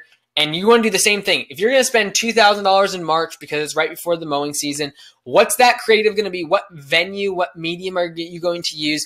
So I'm going to go ahead and in 10 seconds bring down this poll of what is your marketing budget in 2018. I'm getting some of this poll information so that the Q&A I have a good sense of where everyone is at. So we're going to go ahead and turn the page, and I'll end that in just a second, that poll. But up here now, you're going to be talking about what are the 3 mediums of advertising you plan to use? Which months will you employ them? Okay, so now this might be Facebook ads. This might be Google AdWords. It might be a print marketing campaign. Whatever it is, what are the 3 mediums you're going to use? And what months are you going to use them in? So for us, for our company, we are going to be doing the Facebook strategy for getting those new employees. I'm going to be spending that money in late January because I want them to come to February's career fairs. Okay. Our other strategy that we talked about was the referral marketing. This bad boy right here. I'm going to be sending it in March, already once the grass has started to grow and people need services. This is when I'm going to send them the $50 gift card. The call to quote strategy is something that we will spend a little bit of money on in the spring. We will spend a little bit of money on the call and quote strategy in the spring because we will getting initiated. We might do a little bit of promotion online, but most of that cost will be wrapped up in putting signage on the trucks as well as signage up on next to the highway that we have our second shop at.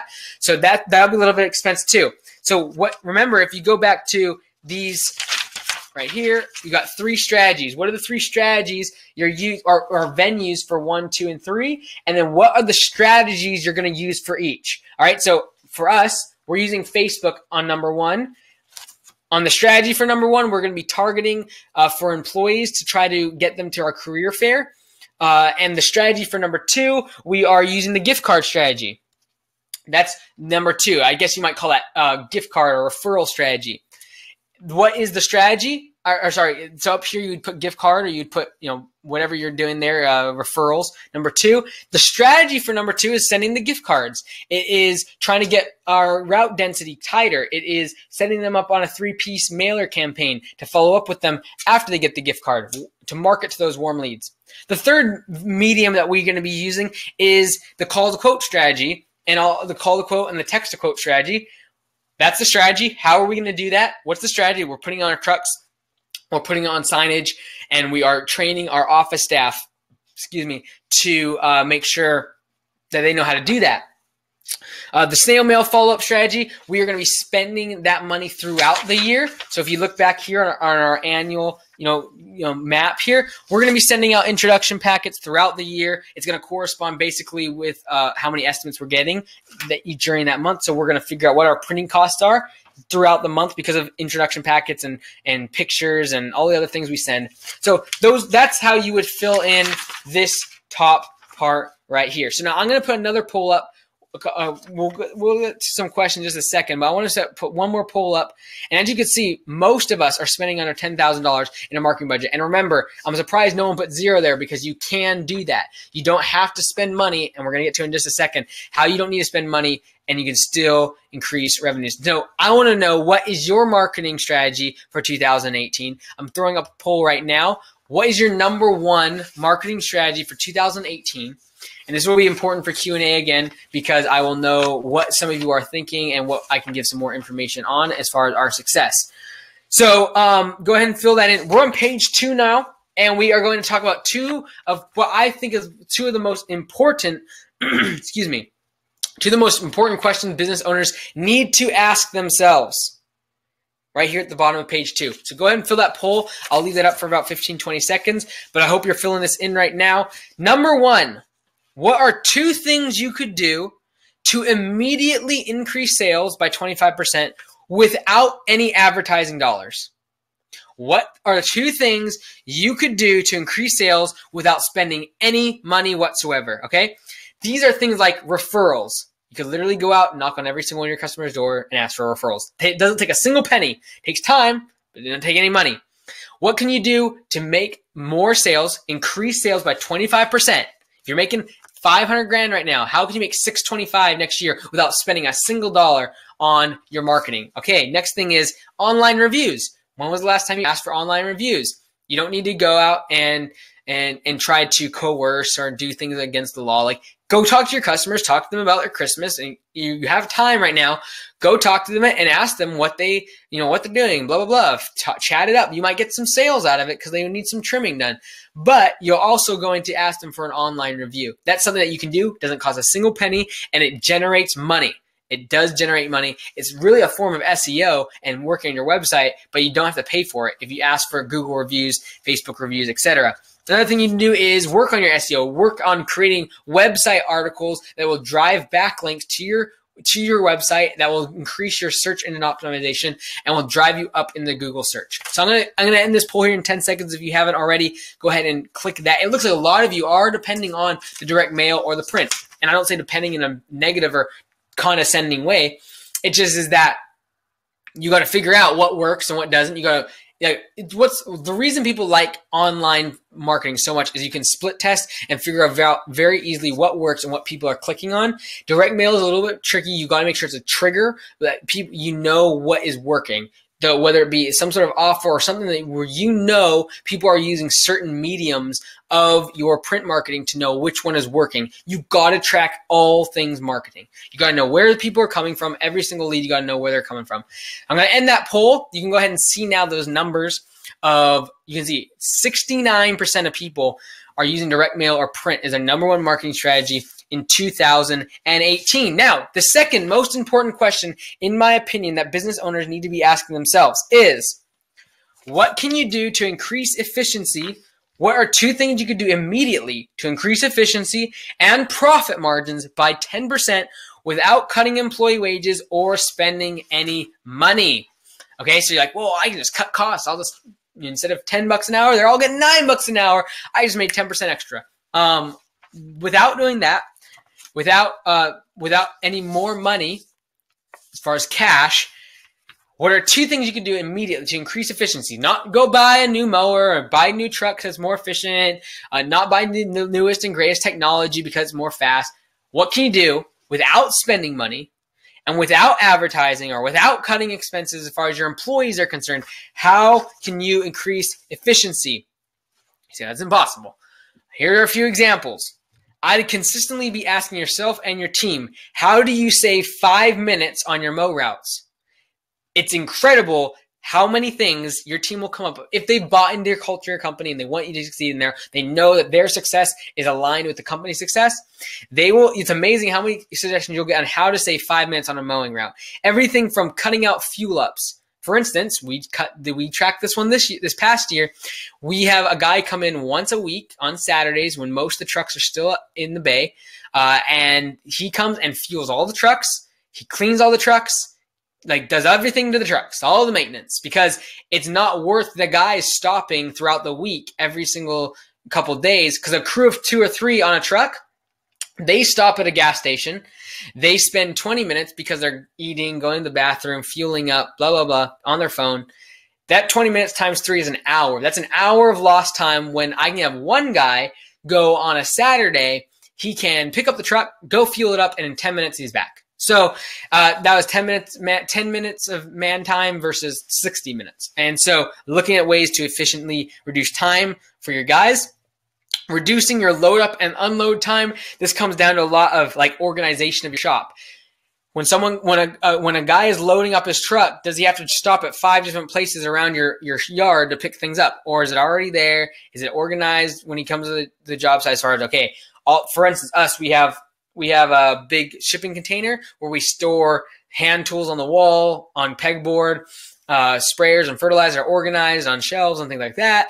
Then you got the green shed. We have like a green metal like shop thing, and that has all the hand tools as far as rakes, shovels, and all that good stuff. Then we got steel, weed eater heads and trimmer heads and all of that stuff. That's all hanging up on the other side of the wall. It's all organized. They basically have to make 2 stops in the morning. Pick up, if they're doing hand tools and landscaping stuff, it's one of the boxes. The other one is for landscaping and lawn care stuff, fertilizers, etc. So it's very, very organized, and it's all about like literally just the shop organization. The things they use the most are right next to the door. The things like backup equipment is at the very back because you only use it once or twice a year. So you got to figure out like literally 40 feet that we save and then walking. That's time. It's like these are ways you can increase your margins by saving costs without making your employees pay for it, without trying to spend a whole bunch of money on getting new equipment, the brightest, newest thing in landscape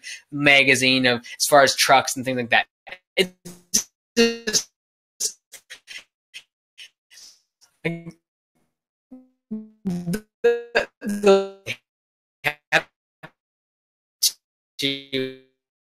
hey, how can I increase that money by saving time, and how do I increase my route density? That makes it more efficient, cutting out those costs. Important questions I think you could ever ask yourself.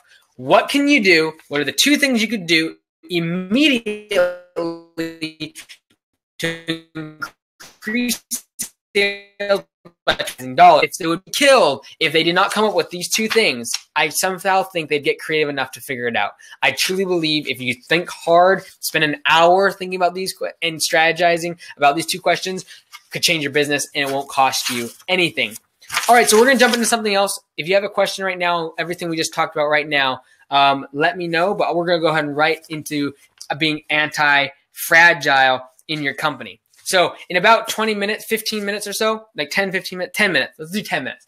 10 minutes, we'll get to Q&A. So if you have other random questions, we will get right into those. But for the next 10 minutes, I want to talk about anti-fragile, making your business anti-fragile, and number 2, getting you out of day-to-day operations for your business and the steps to do that. And it's all in the workbook if you have that right here. So let me take a drink. We'll get right into anti-fragile. All right, so on the next page, this is page number 3 of your workbook. Name 2 areas of your business that is fragile. So if you've listened to the podcast, you already know what fragile means. Essentially, a fragile business can be wiped out easily by something that happens that is not foreseen. An economic collapse happens. A company that is fragile will collapse. The business owner dies or gets hurt, injured, something like that. They are fragile if their company then gets wiped out because that person got hurt or had to get injured. A company that is fragile will not succeed long term because eventually an economy will collapse, someone will get hurt, something happens in your market, a tsunami happens. What are those things, those events that can occur that could wipe your company out and then protect yourself against the downside? So just as an example, what is Augusta, what is our company doing in 2018 to become more anti-fragile? So we have 4 things we're working on. Number 1 is financial. How do we make our company more anti-fragile from a financial standpoint? What happened in 2008, 2007 to a lot of landscapers, they were over-leveraged, had a whole bunch of loans, and they got wiped out because they couldn't pay those loans off. When the bank came and drawed their line of credit and said, hey, you got to pay us that, they did not have the money. They did not have the cash. They were over-leveraged. So what are we going to do in 2018? We're going to pay off all our loans. We don't have very many loans. They're almost all 0% equipment loans. We're going to pay them all off because if something goes, if the economy goes to hell in a handbasket in 2019, I want to have cash and I want to have no expenses of other expenses on there, like to go out to loans. I want to have money in the bank that I can expand into the marketplace when everyone else is contracting.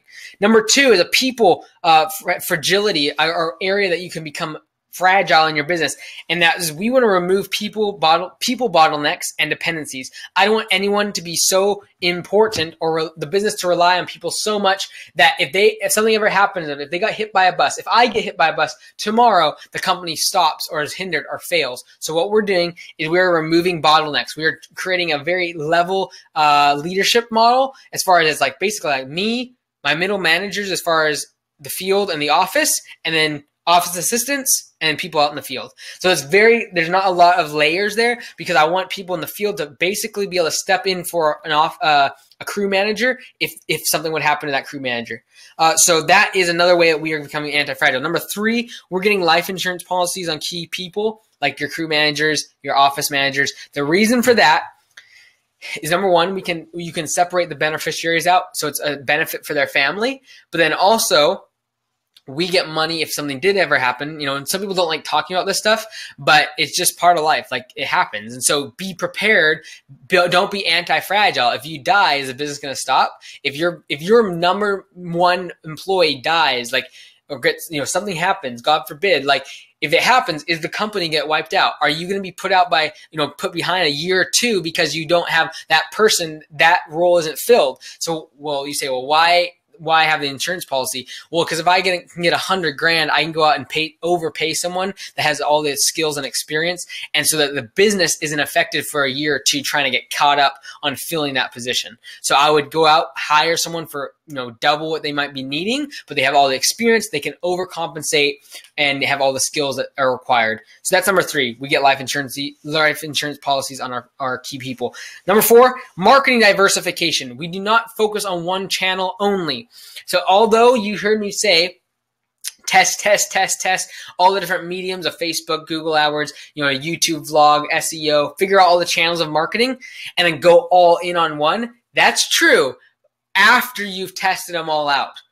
And the reason for that is because what I find is someone will go so deep on one, forget about everything else, and then Facebook changes their algorithm, or the cost of Facebook ads triples, and then all of a sudden their customer acquisition cost is too far up. Google changed their algorithm on SEO, and all of a sudden they're obsolete. They went from the first ranking down to the third page. So don't put all your eggs in one basket. But on the other hand, when you find something that works, go all in on it, but continue to test and play around with the other marketing methods, because you don't want to be fragile if one of those methods that you're depending on gets knocked out. Okay, I hope that's clear. Whether it be website, SEO, your email strategies, mail strategies, whatever it is, stay relevant in the other areas and knowledgeable, so that if something does come about, you aren't fragile on that. You aren't depending so much on that one thing. So let's go ahead and fill in page number 3. Fill in number 1. Name 2 areas that your business is fragile. It should say is, not if, sorry. Name 2 areas that your business is fragile. And in 2018, what steps, I've mentioned the ones that we are doing, what steps will you take to become anti-fragile? So you got to know this stuff. You've got to know how you're protecting your company long-term. This is the difference between people that are thinking long-term and short-term. People that are thinking about anti-fragile are not short-term thinkers. Last thing we want to talk about, and then we're going to get in Q&A. And that is, how do you get out of day-to-day responsibilities and operations? Look at your handbook. Let's fill this out together. What is one responsibility you should hand off in 2018? So you as a business owner, what can you hand off that is required right now, day-to-day operations? How can you hand that off? What is the one responsibility you need to hand off? So for me this past year, it was estimating. I need to hand that off, okay? Number 2, I'm going to work through this quickly so we can get to Q&A. Who will take on that responsibility and why are they able to? So who in your organization, which employee is going to pick up that responsibility for number 1? So for me, when I said last year, I was like, hey, one responsibility I could hand off, I need to hand off is estimating. So I said number 2, okay, my project manager is going to take that responsibility. And the reason I wanted him to is because I knew he had the people skills as well as the leadership skills for our guys. So the people skills for the customer, the leadership skills for our crew, he could take the job. Number 3, This is key. How will you prepare that person? How will you prepare or train them to take that responsibility? So we're still in the training process. He won't be on his own 100% for probably 5 more months. He's still checking with me as far as estimating and figuring out for the big landscaping jobs, $40,000 landscaping jobs. He's still checking in with me. We're training him on, creating the sketches, creating the follow-up, these little mailers, how to fill that out correctly for those big jobs, how to follow up with them and get the sales. That's number 3. How will you prepare or train them to take on that responsibility? This is now for you as the business owner. Number 4, what is the business activity or action or responsibility that stimulates growth in your business? This should be easy. What is the one thing that stimulates growth in your business? What thing that you do in your business generates growth? I have a really good idea for you. It's probably something to do with sales, something to do with marketing, or dealing with customers. One of those 3 things probably. And a lot of times, if you're focusing on sales, that's the driving force of your business. Now, I could be wrong.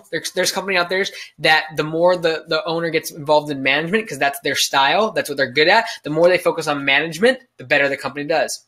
And then they go out and hire someone to do sales. But for most of us as small business owners, in this category, what is the activity or action or responsibility you should be taking on? You should be taking on sales. You should be taking on marketing. You should be focusing on growth of the company. Number 5, how will you focus more on number 4, that thing?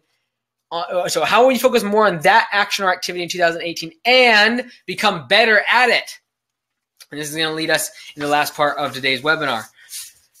So how will you focus on that thing? If it's sales, how are you going to focus on that? What are you going to cut out of your schedule, basically?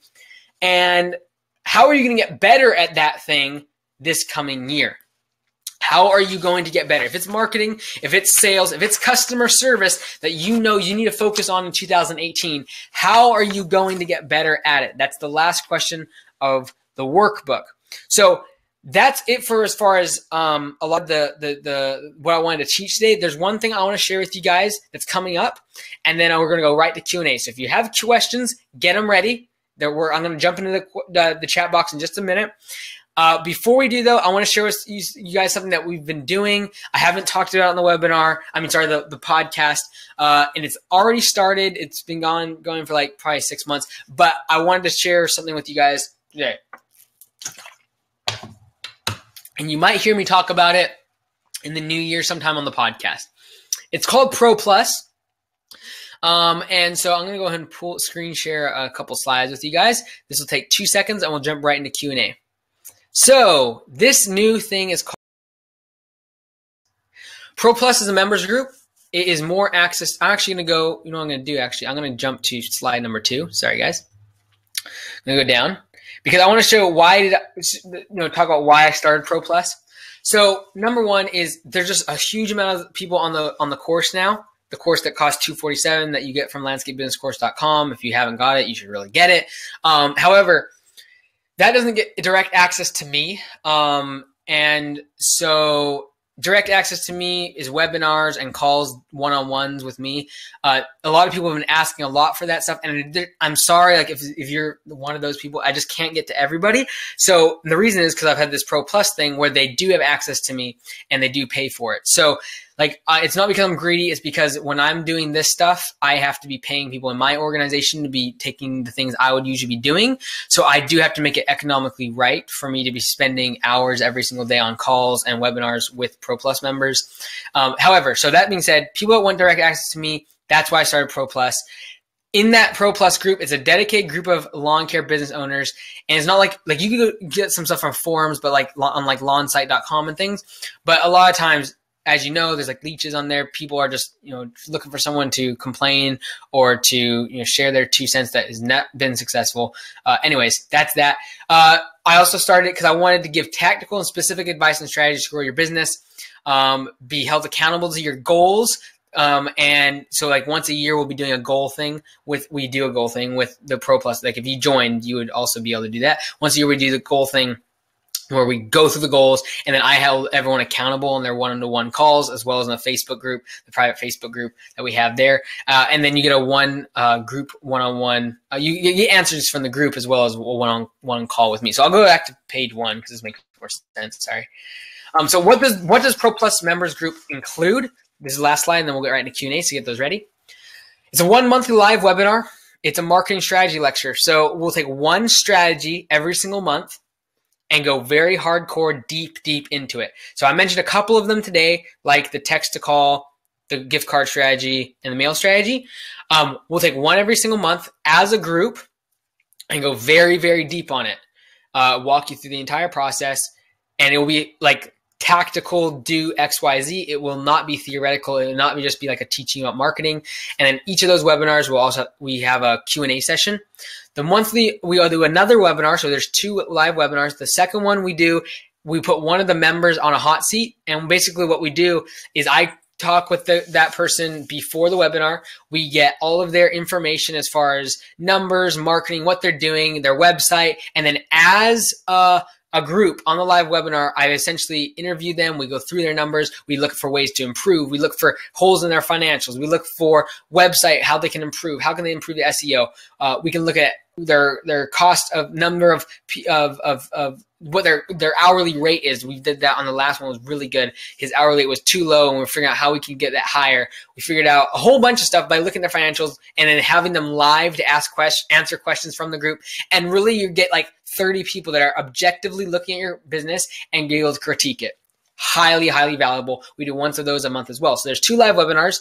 There's also, you get access to a small private group of people on Facebook. Currently it's about 30 members. That's what I'm keeping it at for now.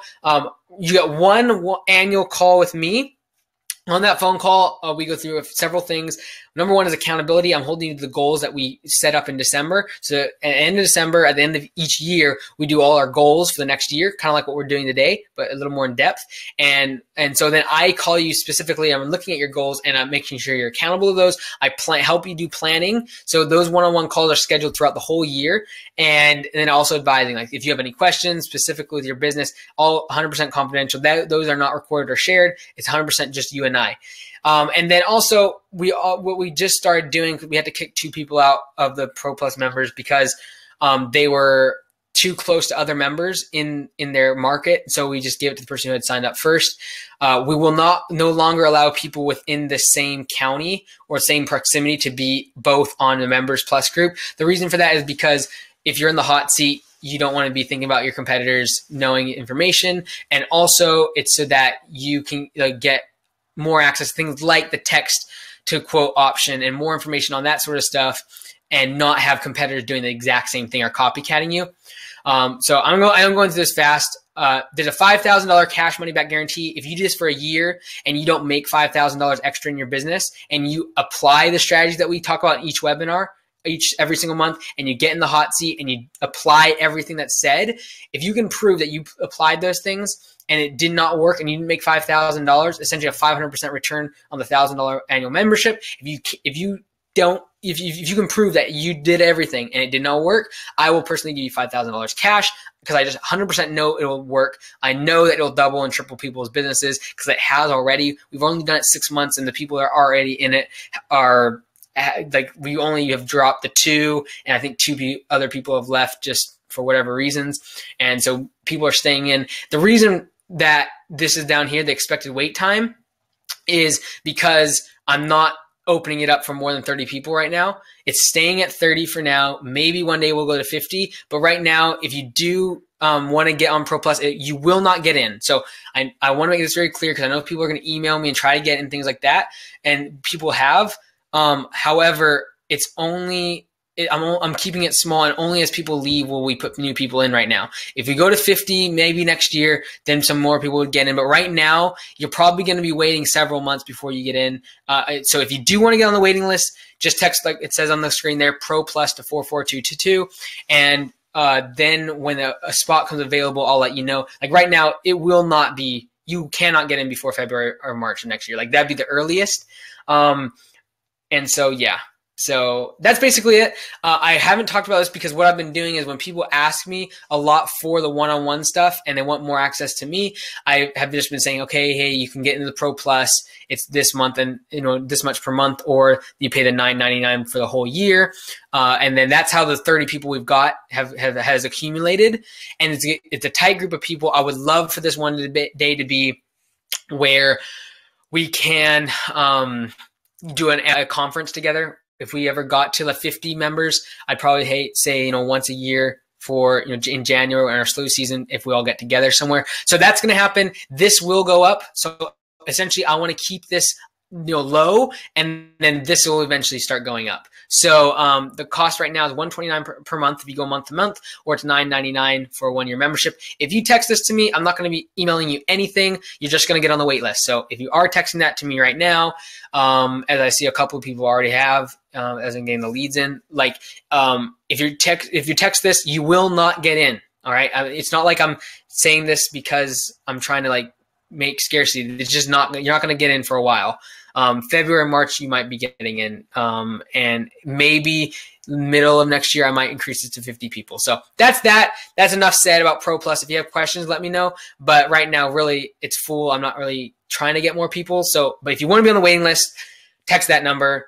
And I'm guessing by February, March, the people, based upon what's going on right now, some of the people from today's will probably be able to get in, by, spring of next year. So I'm going to turn my screen share off.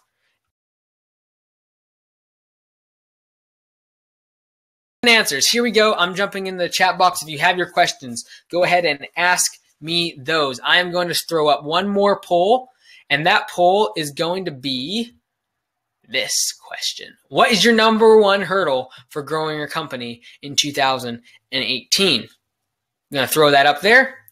Yeah, so several of you have already texted the Pro Plus one word to 44222. Again, let me be very clear. It is not, you are not going to get an email back from me or anything like that. It's just you're on a waiting list, and I'm guessing by February, March, you'll get in. Like I said, you're not getting in right away. You will not have access to next month's webinar. You cannot get in early. You cannot pay more to get in. It's just the way it is. So Q&A, here we go. I'm jumping into the chat room. Thank you, everyone, for answering the poll. As it's already turning out, 56%. Jumping out. Finding good people seems to be a big hurdle for everyone. Then the next one is getting more sales and leads. Getting people is important. So I'm going to end this poll in 10 seconds, and we're jumping into Q&A. Okay. Hi, we are currently doing a lease option to buy a property in town. We have it. Okay, questions are already coming in. Good. Get your questions ready.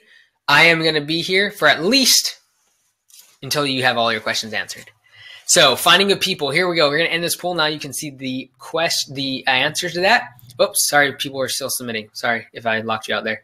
But you can see finding good people is a massive a hurdle of 2018. Those 17% of you that said the other, I want to know what those things are in the Q&A. What can I help you with?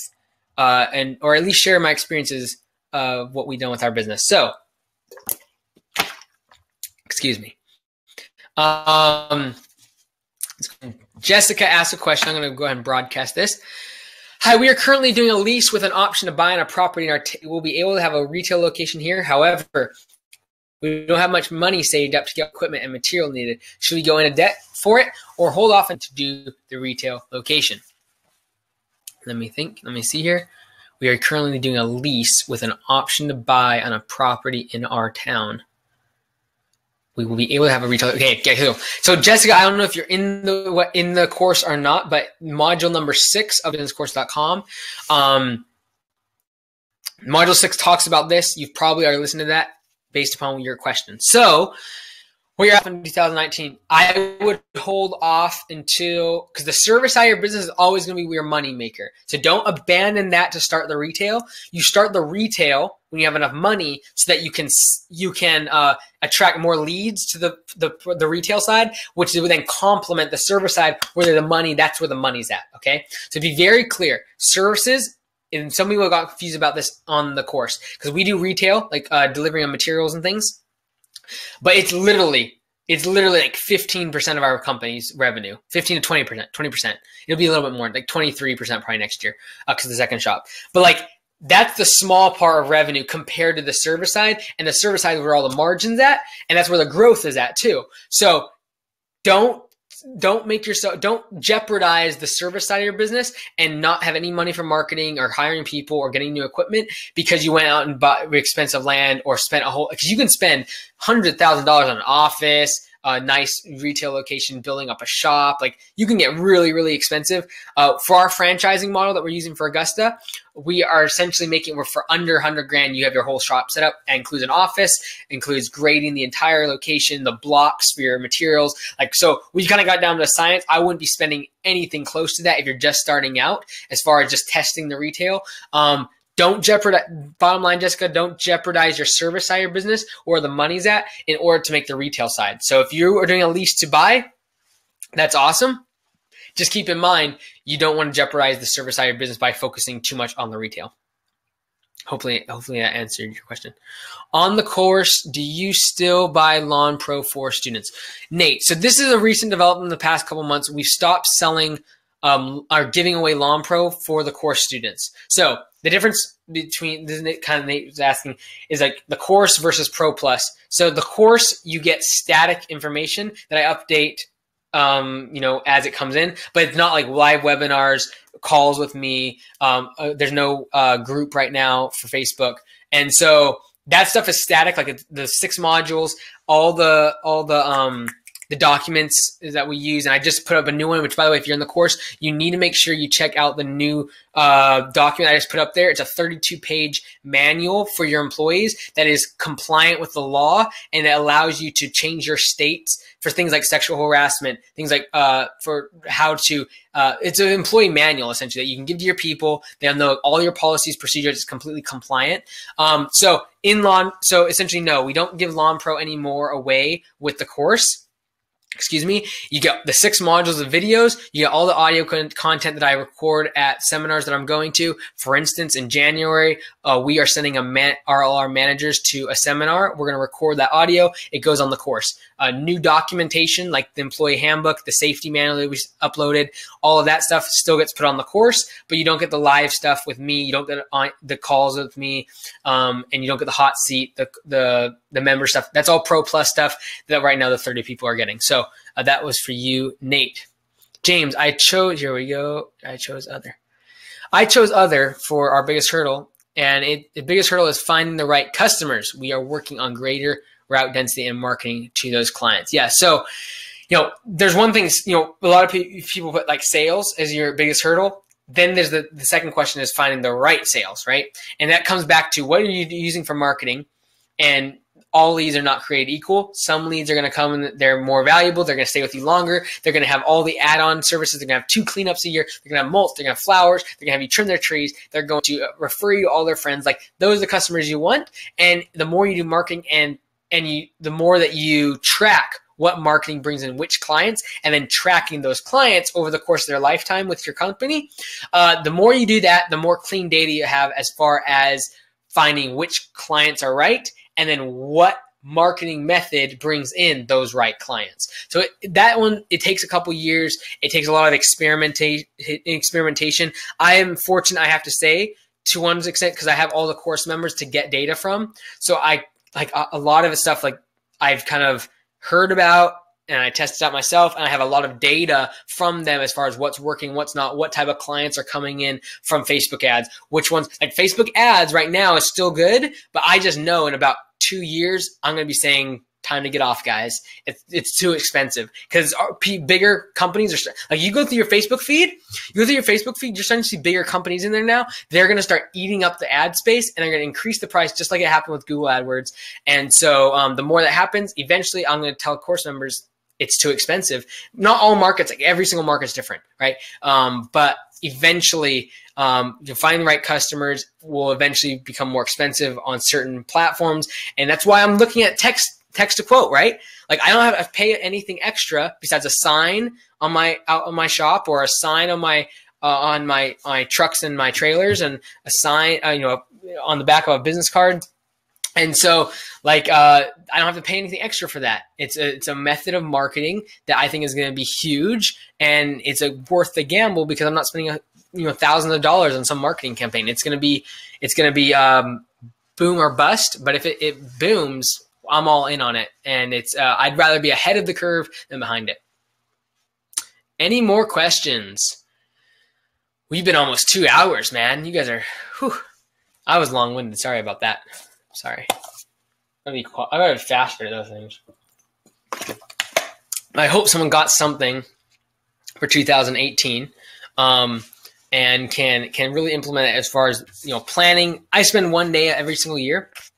The entire day is spent on planning. So next week I have a day set aside, and all I will be doing is goals planning for 2018. That's all I will do the entire day. I get very, very specific, and we do the same thing with everyone on Pro Plus.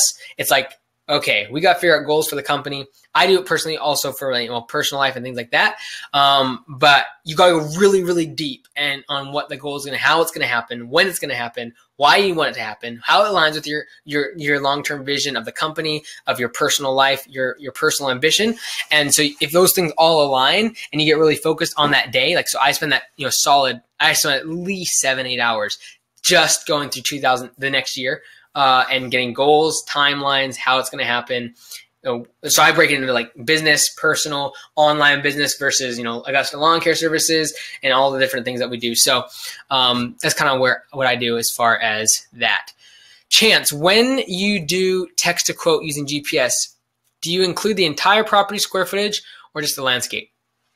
So text to quote, you can use the whole, so essentially there's tons of companies that do this stuff, by the way, that do where you can drop pins from aerial footage and find square footage. So almost all of them allow you to do positive square footage and then negative. So we do the whole property, dropping pins, dropping pins for the whole property, and then we'll do a negative drop pins for the house and the driveway. So we just get the lawn square footage. And if there's a ton of trees and it's all covered, we have to send an estimator.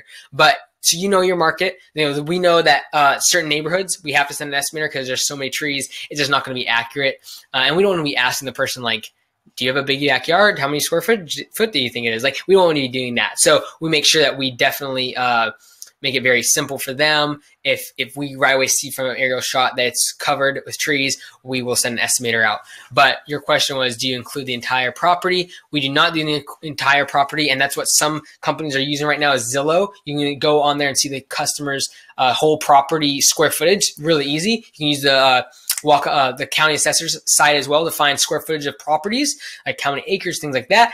But the thing is, it's including the whole property, not you might have a tiny little bit of lawn if they did a whole bunch of beds or have a big driveway or a big house, right? So that's why I would definitely not use the whole property size. I would definitely make sure you get a software that you can drop pins from aerial footage and see the grass. It's pretty simple. So any more questions? Questions. It's almost 1 o'clock. You guys have been great. I think. Yeah, there's still 26 of you in here. So if you guys have any questions, I don't really have anything else as far as that I need to go into right now. Obviously, last month's webinar for the Pro Plus, we did the big thing was the text to quote option. So we went deep and showed how to drop the pins, how to make your rate matrix in Excel and things like that. But I just don't have the time on here. So all right, we got here. Cool. So I didn't implement this. Found out earlier that my brother Alex. That is so funny, Vladimir. So Vladimir. Whoa, here we go. Vladimir. So thanks so much. Excited to implement this. So Truck Site, by the way, is where we bought one of our dump trucks earlier this year. We bought another dump truck. Sorry, Vladimir, we didn't buy it from Truck Site. We just bought it a month ago from locally. But they do a good job. They get city trucks and they can send you to check it out. Truck Site has dump trucks. Vladimir, I talked to you on the phone. I don't think you remember, but when it came here, the PTO thing wasn't working, and so we called you. Anyways, Seth, next year I'll be hiring my first full-time employee. This year, there'll be no way to keep them busy through the winter. How can I keep 1 or 2 guys busy in the off-season? Do you drop your guys to 30 hours a week, or do you pay them salary? So we only guarantee hours in their employee contract from March to November. However, they know that my number one goal is to keep them busy as much as they want. So for March, November, a lot of times they're getting a lot of overtime, and they're working like crazy, and they want time off. So what we do is we kind of have as a first come, first serve / whoever has the most tenured employee, they kind of get dibs on when they get their 2 weeks of vacation during the winter. And so they schedule that stuff out usually at the beginning before winter even starts. And then they so they're taking vacation anyways, right? They want to get some vacation for Christmas. Like we're coming up to, most of them will be gone for Christmas and for New Year's and things like that. So I give them some time off, but for 2 or 3 guys, this is when it comes to be very important that you keep your leads, even if they don't accept your estimates. Like the reason that we send these introduction packets to people that that don't even accept our leads or accept our estimates is because we want to create that relationship still with them, so that when we email them twice a year for spring cleanups and fall cleanups, or maybe snow removal, or maybe a treatment schedule packages in the spring, that they actually know and like us and they still remember us even if they didn't accept our estimate. So Seth, how do you keep people busy in the winter? Number one, it's very, very hard until you do get some commercial, number one, and 2, you get enough customers. When we send an email out to thousands of people, it's pretty simple to fill up our schedule. We weren't like that, even last year, it wasn't like that. Now it's just, we got to the scale now where you have so many leads and so many people. That's why like the retail side is even so powerful too. You get all the customer information from those people that are buying products, and you can pitch them services in the winter. And that's why you heard me say my budget is heavy in the spring to get customers, to get them for the whole year on mowing and things like that. And then it's heavy late fall, early winter to book out my winter. For instance, right now we are booking out into February. So that's really, really good. I'm really happy about that. And so my guys then know that they can have a solid job throughout the whole year, and you will get better people if you can not promise, but at least know that you can keep them busy throughout the winter, because it's very easy for them to go get a construction job or another job during that winter time, and they might not come back. So some people will offer incentives like $2,000-$3,000 package bonus when if you come back in the spring. I would rather just keep them busy throughout the whole year. And so we do several things. We obviously market. The biggest thing is marketing to your existing customers for cleanup stuff, tree trimming, things like that. The whole reason we got into tree work, like trippers and things, was purely because we wanted to keep guys busy in the winter, and we can do tree work in the winter. So that would be one thing. So do you drop your guys to 30 or pay them? I do not pay salary. They are all an hourly wage, and they usually are only getting about 30 to 40 hours during the winter, instead of like 40 to 50 like they would during season. And usually they're totally okay with that because they get so many hours otherwise. Jamie, which software do you recommend now? We are a smaller company. I've heard you say it was other softwares that are better than the Pro. I think you meant Lawn Pro. So Lawn Pro is what I do recommend for people that are small, and that is what I use as an illustration on the course. I stopped giving away Lawn Pro on the course because so many people wanted to use their own software packages, and they didn't want the course to be the Lawn Pro package to be part of the course. So that's why I stopped giving it away. And what do I recommend now? Right now, I recommend Lawn Pro if you're under 500 grand a year in revenue. And if you're over that, I recommend Service Autopilot. Service Autopilot is more expensive, but if you're doing over $500,000, you can afford the incremental efficiencies that they offer because you have the scale. Just don't go spend several $100s a month on Service Autopilot if you're doing $200,000 revenue. It is not worth it. Lawn Pro does 90% of what Service Autopilot does. Maybe not as fast, maybe not as well, but I promise you that $200 to $300 that you could be spending on a marketing or something else, or hiring someone else, is much going to get you much more money in return than spending that when you're small. If you're over $500,000 right now, I recommend Service Autopilot. And I know both the people who run those companies, and they're both great people. Jamie, which software do you recommend? Oh, no, Ryan, thanks. I appreciate your advice, and I look forward to more webinars with you. Cool. Ryan, you hope got in the Pro Plus. Nick, I had a call and just jump back in when you said use an area calculator, and I used daftlogic.com, then click area calculator to be able to drop pins on a Google app and get area.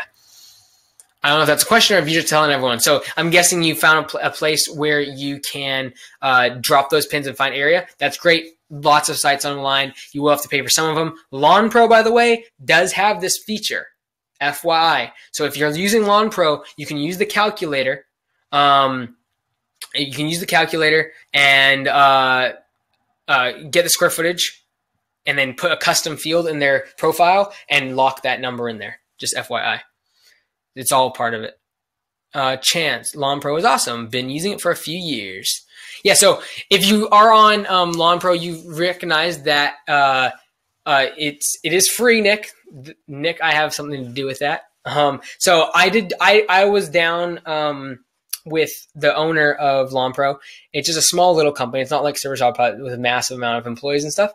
And so Lawn Pro, I convinced them to make a freemium option where you can get in there and do a lot of stuff for free, and then people only pay if it's if they want the premium stuff like routing and things like that. So if you don't have any software right now, definitely go sign up for a free thing of Lawn Pro. And I'd highly recommend that. Because they do have the mapping feature. I think you might have to pay for the mapping feature, or they're going to make, when I talk to him, like that's one of the things, the restriction is the mapping feature, you'll have to pay. But try it out for free if you don't have anything, definitely. Jessica, when do you do your career fairs? What do you look for in a potential employee that being in a group setting can show you versus an interview? Okay. So number one, Jessica, the reason I do career fairs is my time. I don't have the time to interview 50 people. I don't want to draw my managers in for interviews for 50 people. It's just a lot of time. So that's the number one thing. Saves us the time there. Group setting, I can get a really good feel if they're a team player. Last year when we did our first career fair, I knew who I was going to hire right from there. I went into all of my interviews objectively, but those were the people that came out and we did hire. You can just tell a lot about people. You can weed out a lot of people instead of just, because this is what happens right now. People send resumes, you get them on an interview, you waste a bunch of time if they're not a good employee or someone that works out. Whereas at a career fair, I can weed out a bunch of people by showing the pros and cons, telling them who won't work with this company well, who isn't going to be successful, showing the cons as far as working outside, things like that. I can show the downside and kick out a lot of those people out. Tell them, hey, you're going to get a drug test, you're going to get a background check, scare them a little bit so they don't apply for an interview or sign up for an interview. And so that's basically saving time for us is the biggest thing. Reason why I do that as far as the career fair. And I truly believe that the more time you invest with a person beforehand, the better their onboarding process will be. So they got to put the application on our website, which I could do a whole other thing on what the application look like. We just change it. Now, no longer is this massive application with a whole bunch of fields they have to install. Now it's basically, I just need their contact information and I give them a paragraph and say, tell me about yourself.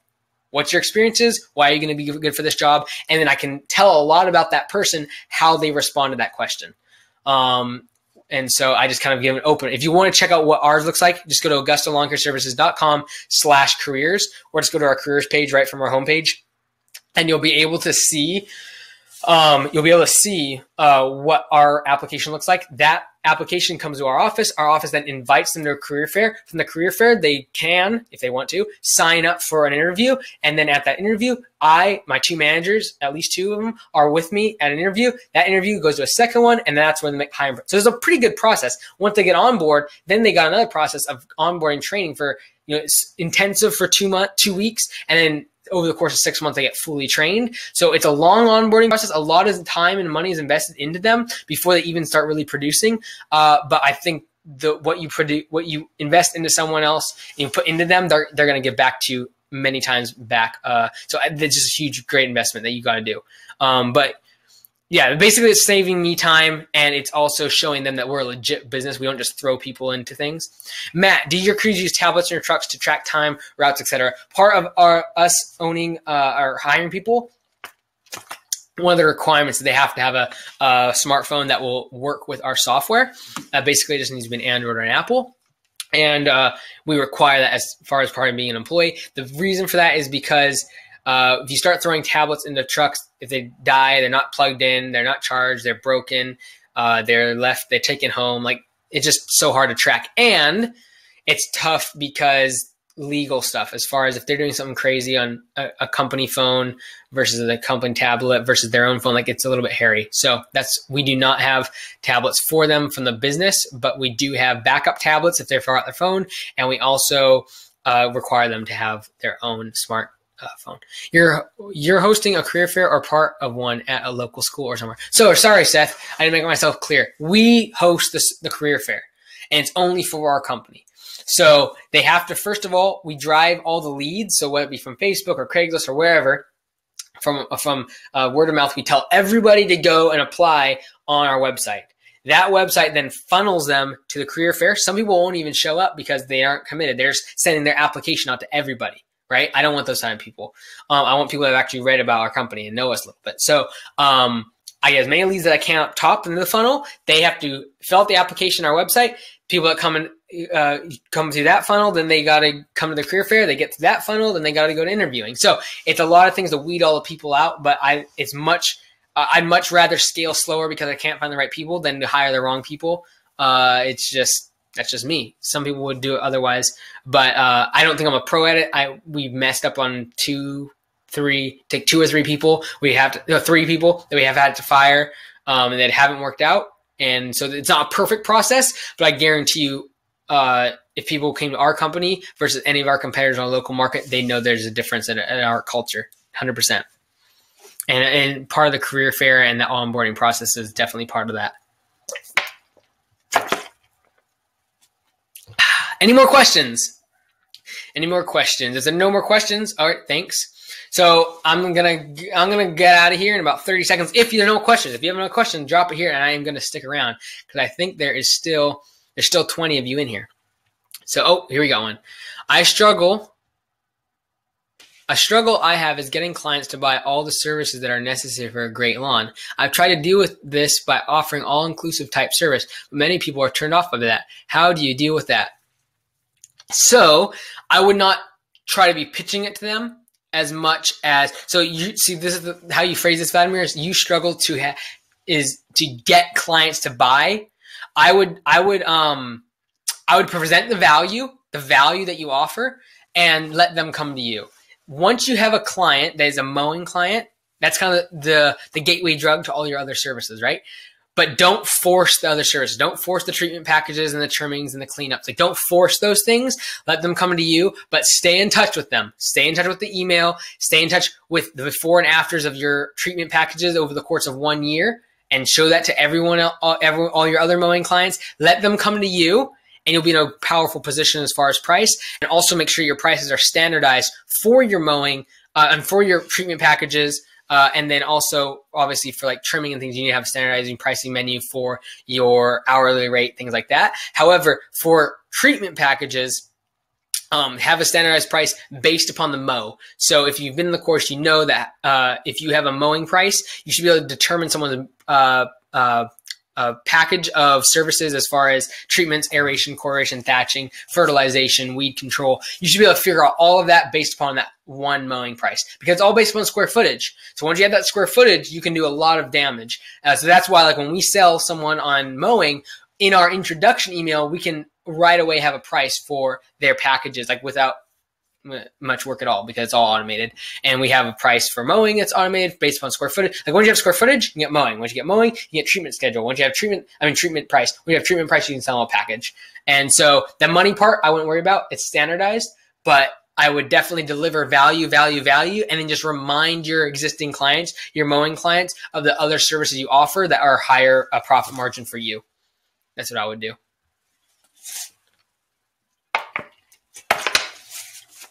Good stuff. Anyone else? Any more questions? Still 2019 of you. Thanks. I'll be getting the course. Cool. Yeah. If you guys want to get the course, it's $247 flat fee. You get the 6 modules, all the documents, and then I always am adding documents and audio from conferences. That's there. Eventually, this is something I think I said on the podcast actually. Once we franchise, I'll have to take the course away for new members, but everyone will still stay on. So some people were worried about that when I had said refer to that. All course members, once we franchise, will keep everything, but I'll have to shut off new members, just because for franchising, obviously franchisees don't want to buy into a system where they can go and get all the documents that we're creating. So can I ask a question about my area? Yeah, you can. Sure. Whatever you want, Nate. So as far as the course, go for it. It's $247. It'll get you set up right away. we did a bunch of updates to make it faster, but it seemed like it made some issues with Safari and stuff. So it seemed like everything's ironed out. It's all the payments done through Stripe, and that was the integration that we were trying to work on to make it faster for the payment and stuff. But yeah, the course, landscapebusinesscourse.com. It'll take you to coursework.landscapebusiness.com, and that's where you can buy the course. All right. Any more questions? I'll take up to 2 more questions. How's that sound? So, Nate, I think you have a question. If there's another one, ask it now or forever hold your peace. So, again, if you guys want to join Pro Plus, I know I have my email here. About 7 or 8 of you have joined. Like I said, you're not getting in. But if you want to get on the waiting list, text Pro Plus, one word, to 44222. Nate, we have 90% Bermuda and 90% people use Rotary. You have any ideas on getting people to go real? Oh man, so we avoid real in our area because only about 3 to 5% of people use it, and I don't like the maintenance. I do not know that market enough to be very educated as far as an answer for you, Nate. I'm sorry. I would try to find someone. Yeah, chance. Stay away from real maintenance nightmare. That's why we stayed away from it, honestly. And so it's just harder to scale. And so we didn't do it. And I don't want to throw another piece of equipment on our trucks to accommodate the 5% of people. And Nate, yes, you're 100% right. It looks amazing, but it's just not scalable. We have to say no to a lot of things because I have to ask the question, can I scale this across the country when we make franchisees?